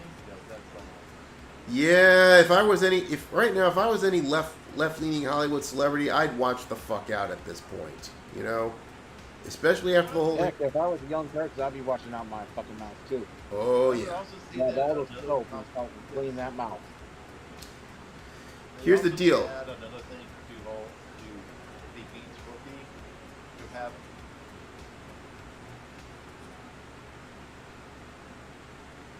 What happened? Well, we moved from so many shows. Yeah. That's... So that yeah. Because the thing is, she has a Scooby-Doo episode. It's like, okay, we move on. Give them the if you're found guilty for defamation, you should be given the Amber Heard treatment. Again, to this day, I don't know why they made a fucking Scooby-Doo TV show where one of the main characters is literally named Hot Dog Flavor Water. That Jesus was Christ. because the thing is, it was actually.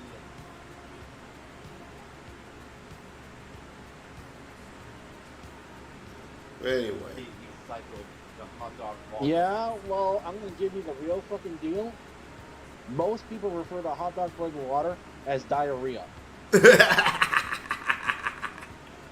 Yeah, especially if you had a few, if you've been to a god damn, I don't know, probably some. Yeah, so she's basically a fucking walking, talking version of fucking Taco Bell. Yeah. Well, after you ate Taco Bell. Yeah. Anyway, so best of luck to Kyle there. You're basically ready to send the android and the scumbag into the shadow realm. So, okay, and finally we also have not one but two people getting caught doing some untoward things to those underaged. Now God, why he's not fucking kicked out of Hollywood right now?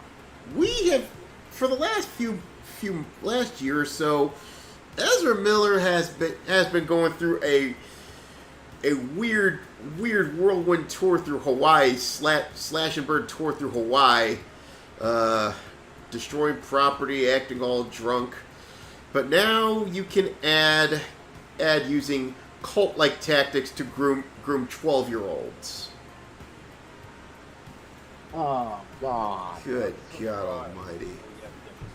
Reset the clock and everyone drink. Yeah, reset the clock. Drink for that crap. Yeah. So, according to TMZ, and by North Dakota Standing Rock Sioux Reservation resident Chase Iron Eyes, this is a freaking Native American. His wife Sarah Jumping Eagle filed for protective order against Miller with the Standing Rock Sioux Tribal Court on June 7th out of concern for the safety of now their 18-year-old daughter Tokata Iron Eyes. Oh, this was in North Dakota, not Hawaii. I guess. Wow.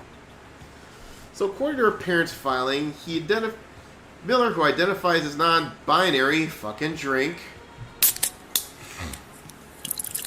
took an immediate and apparent innocent liking to Takata upon their first meeting in 2016. I'm gonna press X to fucking doubt that one.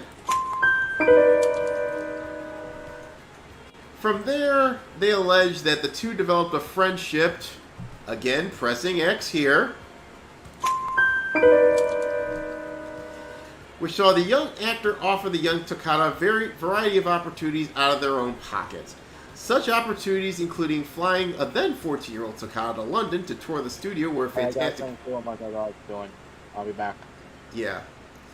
Tour the studio where fantastic beats and where to find them were filmed, and 2 years later, even offering to pay her early college attendance at Bard College in Simon's Rock, Massachusetts. The latter incident of which Takata's parents claim Miller would later use against Takata for creating a sense of indebtedness. Sounds like the act of agreement to me there, buddy. Also, her parents further claimed that the pair's friendship continued. The actor provided their daughter with alcohol, LSD, marijuana throughout their teenage years, exhibiting the couple describes as a pattern of corrupting a minor. Oh, dear God. Should I go on ethereal? Yeah, I think you get the idea here, folks. Offering gifts, offering tours of the studio, giving her alcohol, all drugs, like including weed and LSD. Wow. And it gets even better. They believe that he was employing a cult-like and psychologically manipulative, controlling behavior towards her and used violence, intimidation, threat of violence, fear, paranoia, delusions, drugs will sway over a young adolescent Takata. Yeah. Oh, boy. You know what? I'm just going to say this right now. Degenerates like you belong on a cross. Doesn't get any better for fucking Ezra Miller, does it? I mean, yeah. It's like... Yeah, the guy even was Gal Gadot. You saw the interview when it was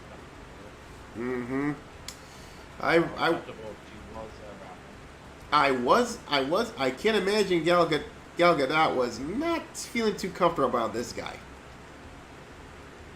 Yeah. But Yeah, when, she was looking at him at the end like, what the hell is he? yeah. Now, when people talk about, when people say, I just want to see if the Flash is coming, that's not what they meant. Jesus freaking Christ. But wait, it gets better.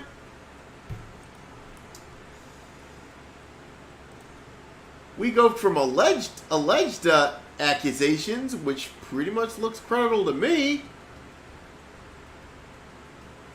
Oh, by the way, they said that they believe Takada was previously identified as non-binary, queer, and gay. Oh yeah, I think Miller fucked her up. Yeah. Anyway,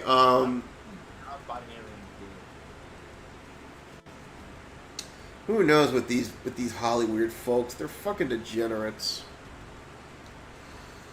But speaking of degenerates, an actual degenerate just got caught.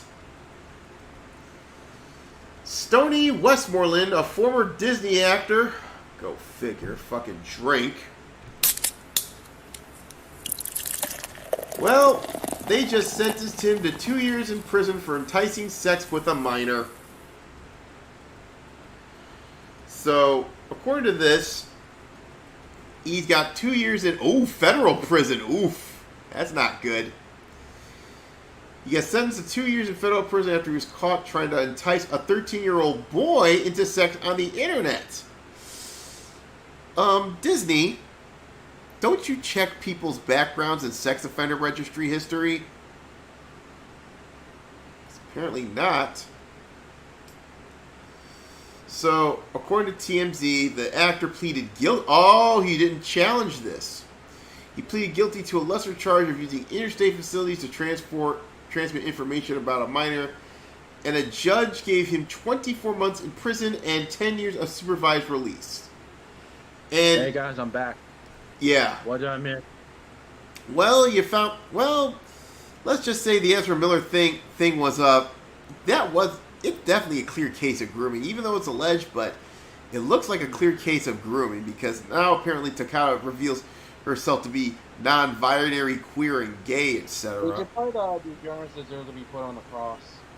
Yes, I did. And reading what I'm reading right now, it sounds like you got yourself another degenerate. Oh, yes.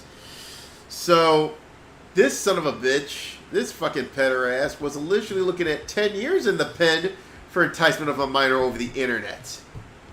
Oh, God. So, I say this again. Degenerates like you belong on a cross. Jesus fucking Christ. You know, it never ends with the field, especially Disney. Again, do they look at the sex offender registry and says, yeah. I mean, Come on, Disney, stop fucking up. I mean, what's going on with Disney? What for their employment? What they check the sex offender registry and says, and if you're honest, it says, "Oh, we hire him."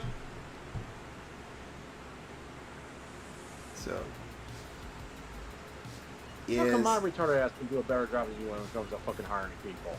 Jesus Christ. So he played a character named Henry Mack on the 2017 Disney Channel show Andy Mack. Oh boy, you know Disney Channel and their history of weird shit. Let me give you a hint. Dan, get in my van, Schneider. Remember that fat fuck? Is that the one that is responsible? Say what? one of the basically the. You want to know why Amanda Bynes is freaking batshit insane? You want to know why half of Hollywood's half of those people from the Disney channels batshit insane? You can thank Dan. I'll give you a screen time if you show your feet, Schneider. Oh yeah, so he is the one that is responsible for why Nickelodeon became a poet. Yeah, really. Yeah, I swear to God, that I bet you that. Yeah, you don't want to be in finding yourself in the casting couch in the 2000s at Nickelodeon Studios or Disney Studios by that matter. But anyway, so apparently Andy Mack was the first series on that show to feature a gay main character named Cyrus Goodman, and of course they got all the rubs and the nods from the alphabet craftivist groups. That's what they said. Yes, they did. And of course, they got other media awards for a show aimed at 6 to 14-year-olds that features gay characters coming out to their parents. So they've been grooming. They've been sort of, well, I would say that's fair. But come on, 6-year-olds? Come on. Now these motherfuckers. I mean, of course, nowadays they just actively groom them into that shit. So he was. So he was. They actually fired him from the show in 2018. Oh, I'm surprised they didn't run interference for him. But then again, this is 2018. They said that given the nature of the charges and our responsibility for the welfare of employed minors, we have released him from his recurring role, and we will not be returning to work on the series, which wraps production in the 3rd season next week. So, go ahead. Aaron, I know I sound like a fucking one little bitch right now, but we could move on to the main one. Because I really don't want to spend time talking about pedos. Yeah, I agree. But if only you wait around a few more years, they would have probably given him a promotion. But that's just disgusting. Anyway. But yeah, may they freaking burn in the lowest pits of hell for that shit. No shit. So anyway, now that we got that out the way, yes, people, it is now time for the main event of the evening. Con Hogan, lay us in.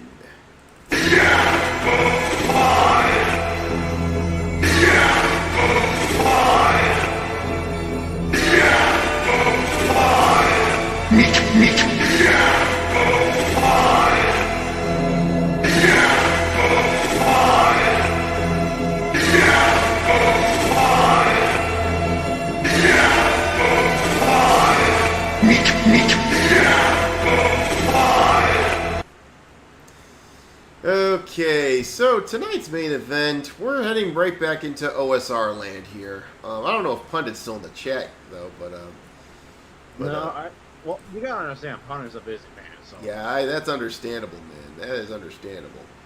But the fact tonight that he showed up at all is fucking amazing. Yeah, like I said, definitely appreciate him for coming in. That was a nice surprise. Oh, definitely. So, anyway, so tonight's main event, we're heading right back into OSR land.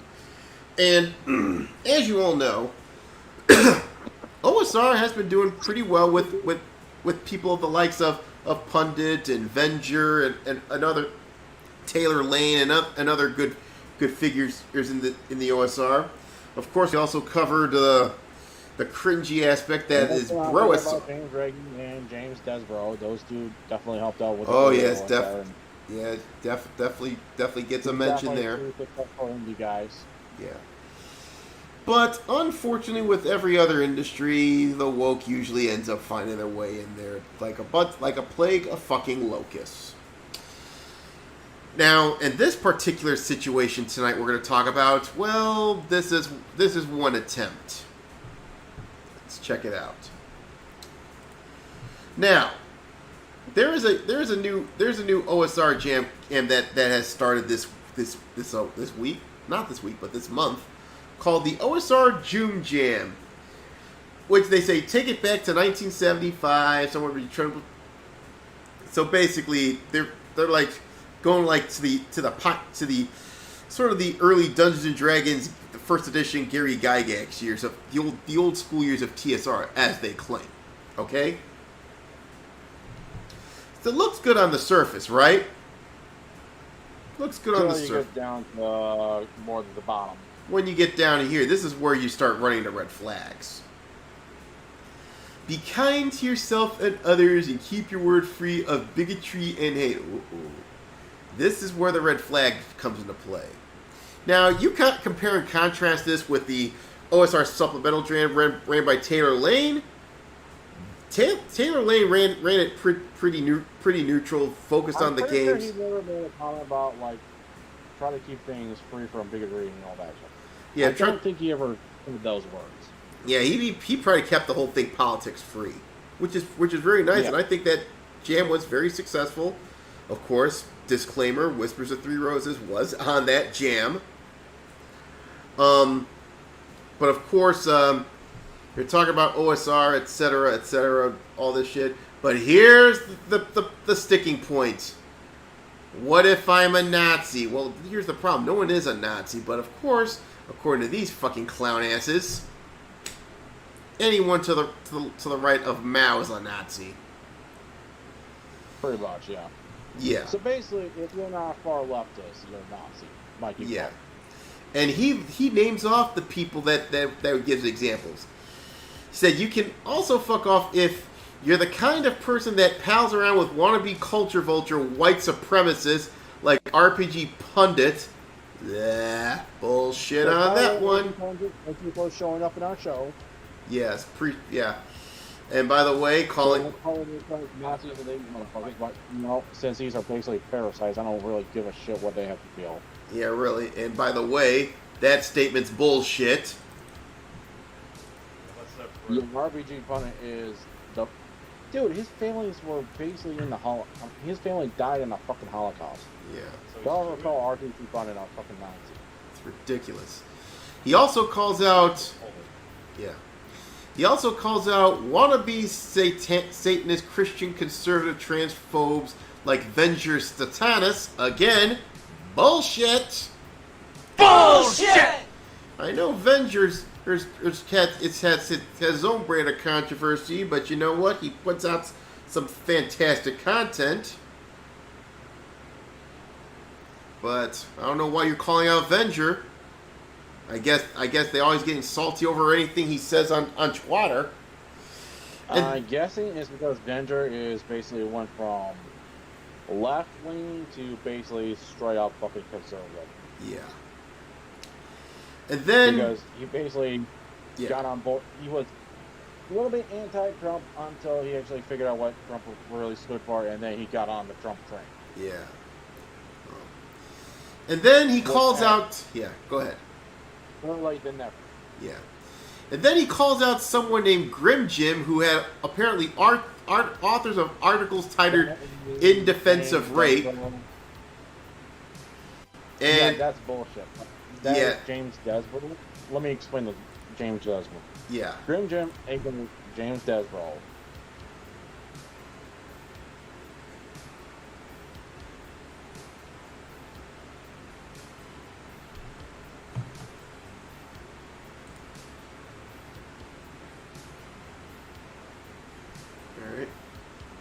But he also believes in free speech. He also believes he has to make whatever content he wants. And he also believes other people have the right to make content what they want. Mm-hmm. He's a free speech absolutist, but at the same time, he's also socialist. So. Yeah, that I think I did follow, but like I said, me and socialists. He used to be working with RPG Pundit and Venger and inappropriate characters until the COVID shit happened, which caused the breakup. Yeah. I mean, I'm not a. Yeah, I'll be honest with you. He does put out some good content, but let's just put it this way. Personally, it's better I leave it alone. As far as I know, James is pretty much one of the nicest guys in the fucking RPG indie scene. He's like, he even went out and made a fucking charity, in which I think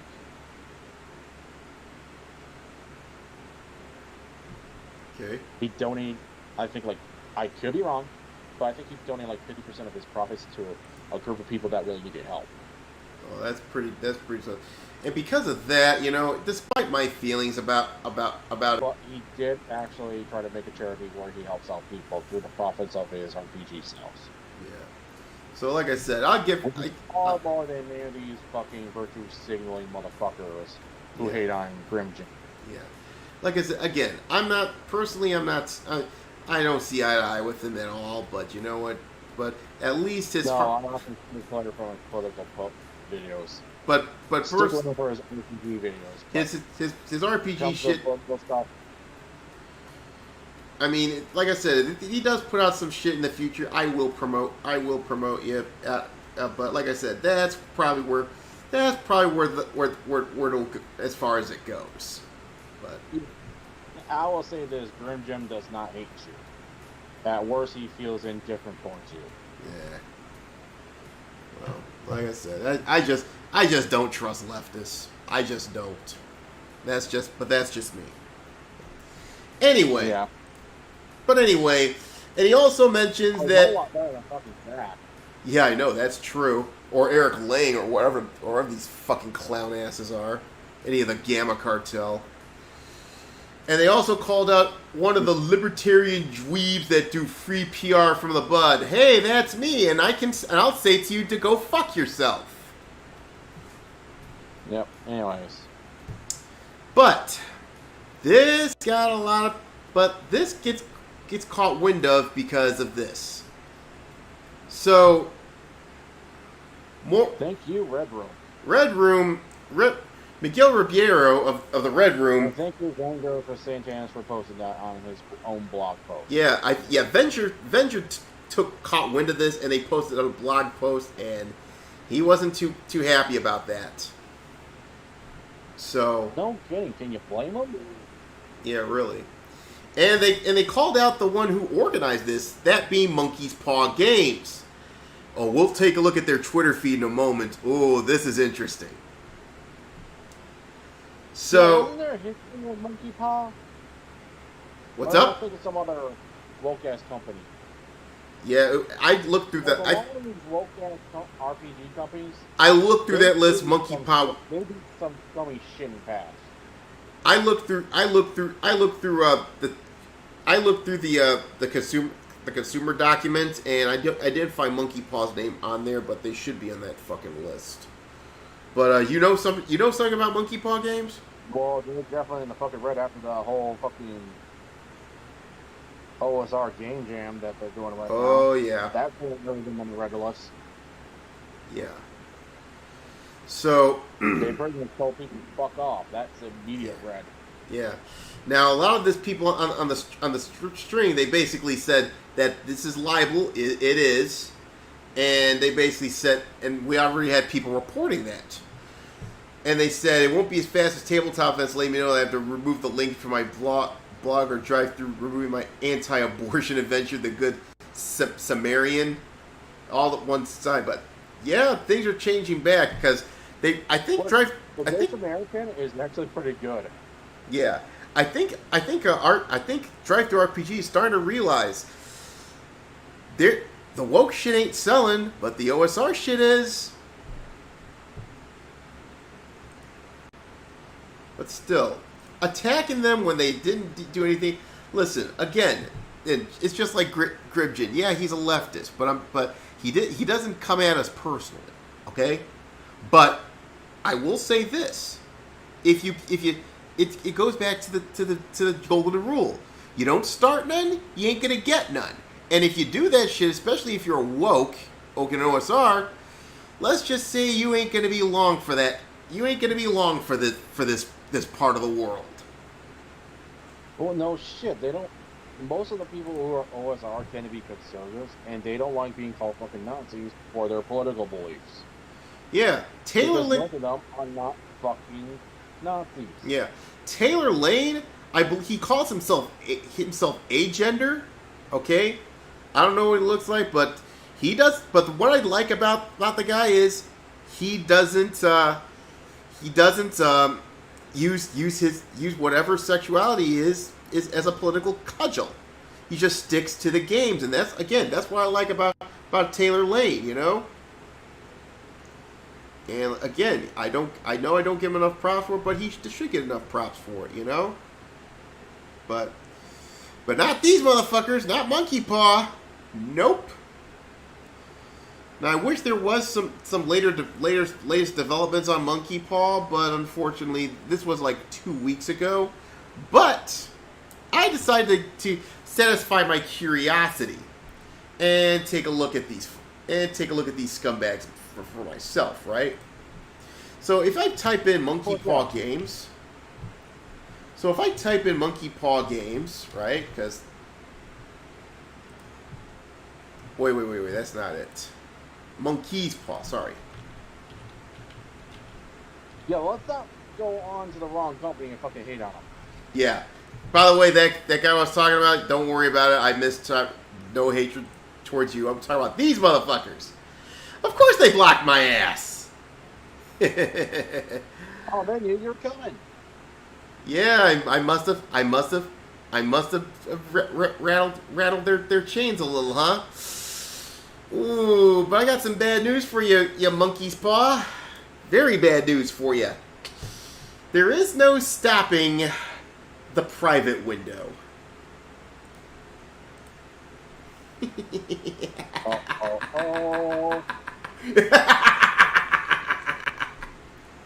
Let's do this match. Hold on, let me switch out the screen share for you, so you know what we're talking about here. Here we go.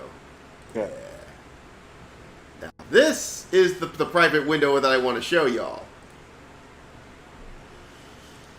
Okay, let's have a little scroll down, shall we?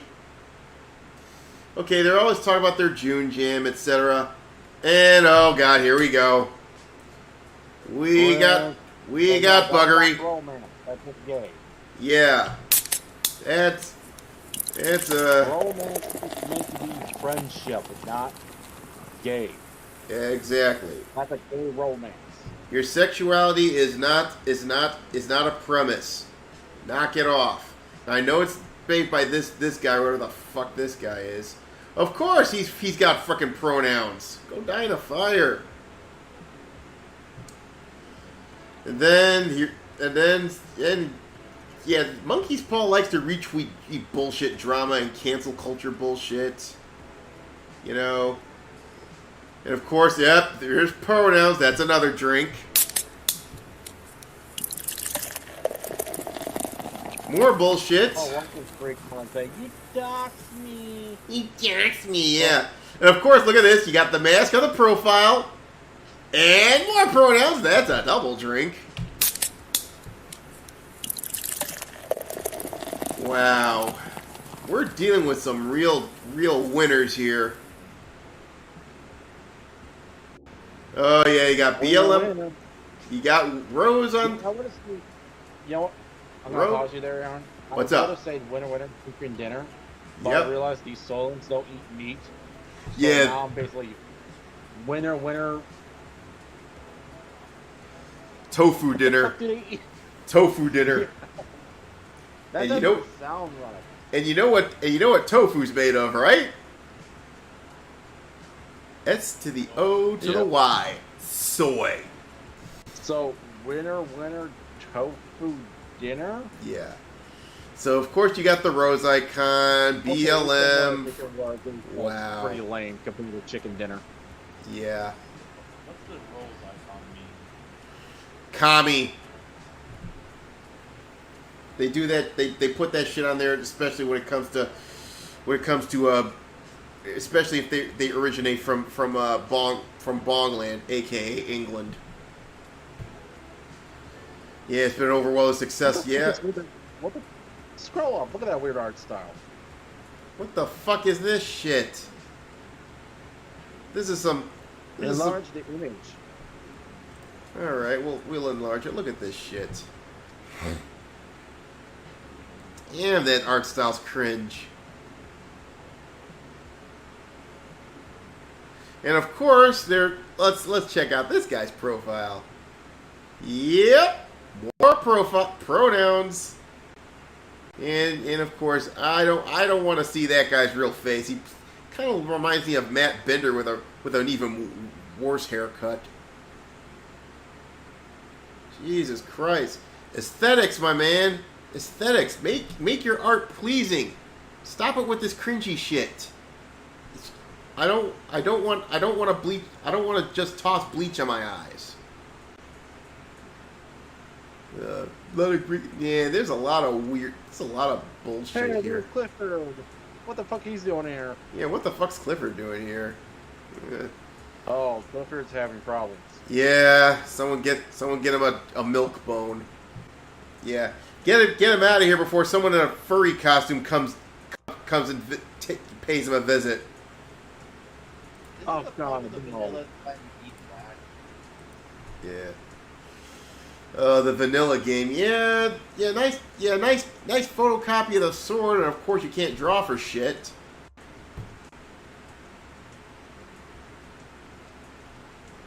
Yeah, what else? Crap. The Spear Witch. Wait, is that? Hold on, look at that blue symbol. Oh, that is that shit. like a symbol that matches a certain religion of beasts? I wouldn't say Islam, but you know, this sounds like some bastardization of it. But of course, we got another one with fucking rainbow with the freaking global homo flag, and of course, pronouns.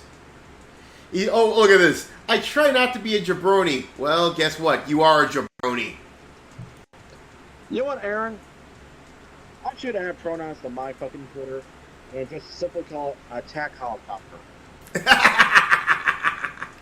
Yeah, Huey Apache. But I think there is one tweet that I want to point out to you. Basically, they're getting mad about us calling them out. Like, what the fuck? I don't want. Yeah, if you're not a member, they do that shit to you. Well, it should have an X there, but let me go ahead and open the window back up. By the way, so because you ended that stream, so let me get out of that.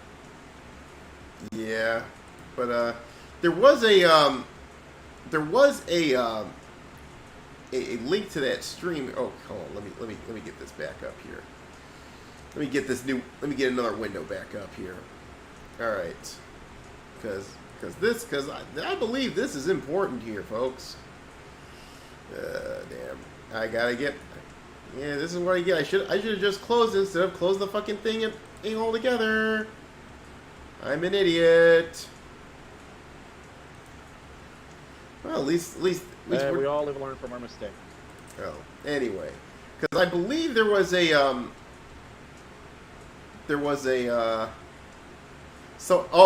someone did get freaking salty about it. They did get salty about it. I'll open it in the private window again, and here it is.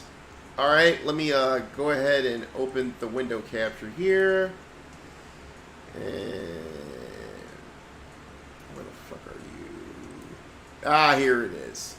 All right, I'm gonna go ahead and share and screen share one last time. Here it is. This is the one I was talking about right here. They think they could fucking meme. Can they? Look at this. Monkey Paw Games is old soggy racist. Yeah, OS. Yeah.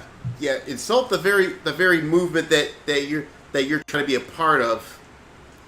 Yeah, this is such a failure. Okay, dumb fucks.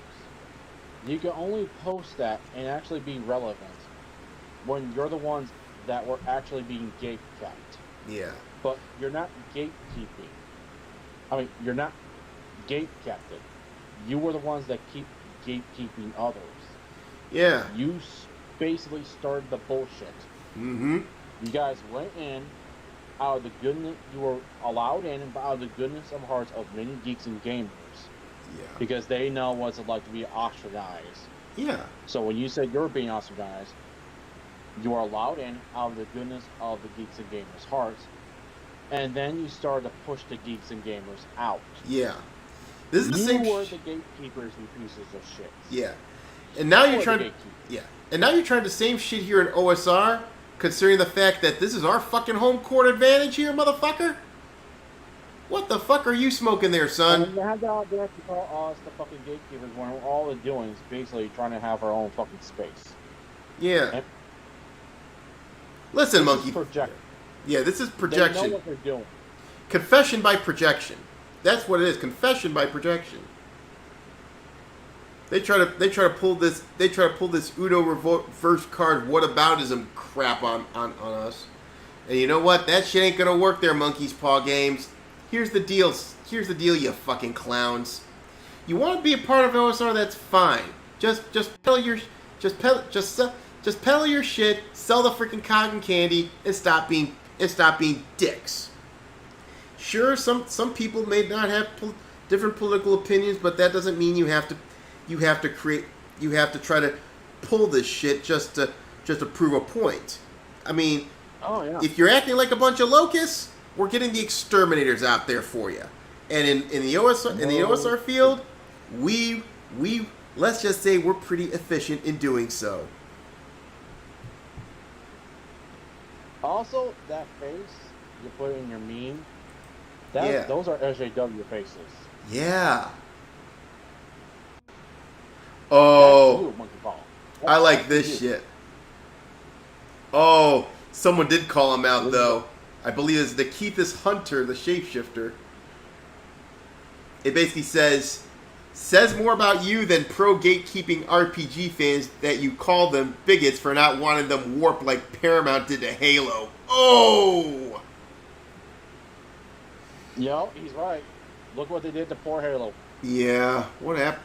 Man, Master Chief, what happened to you, man? God damn. But ladies and gentlemen, just remember, folks. Story's what fucking happens. So Monkey's Paw Games. There is one punishment that I can do to you, even though you have committed something very heinous, but nothing too heinous, considering that people. Let me pause you. What? I'm sorry for pausing you, but this meme is such a failure. Oh, they need to go to the principal.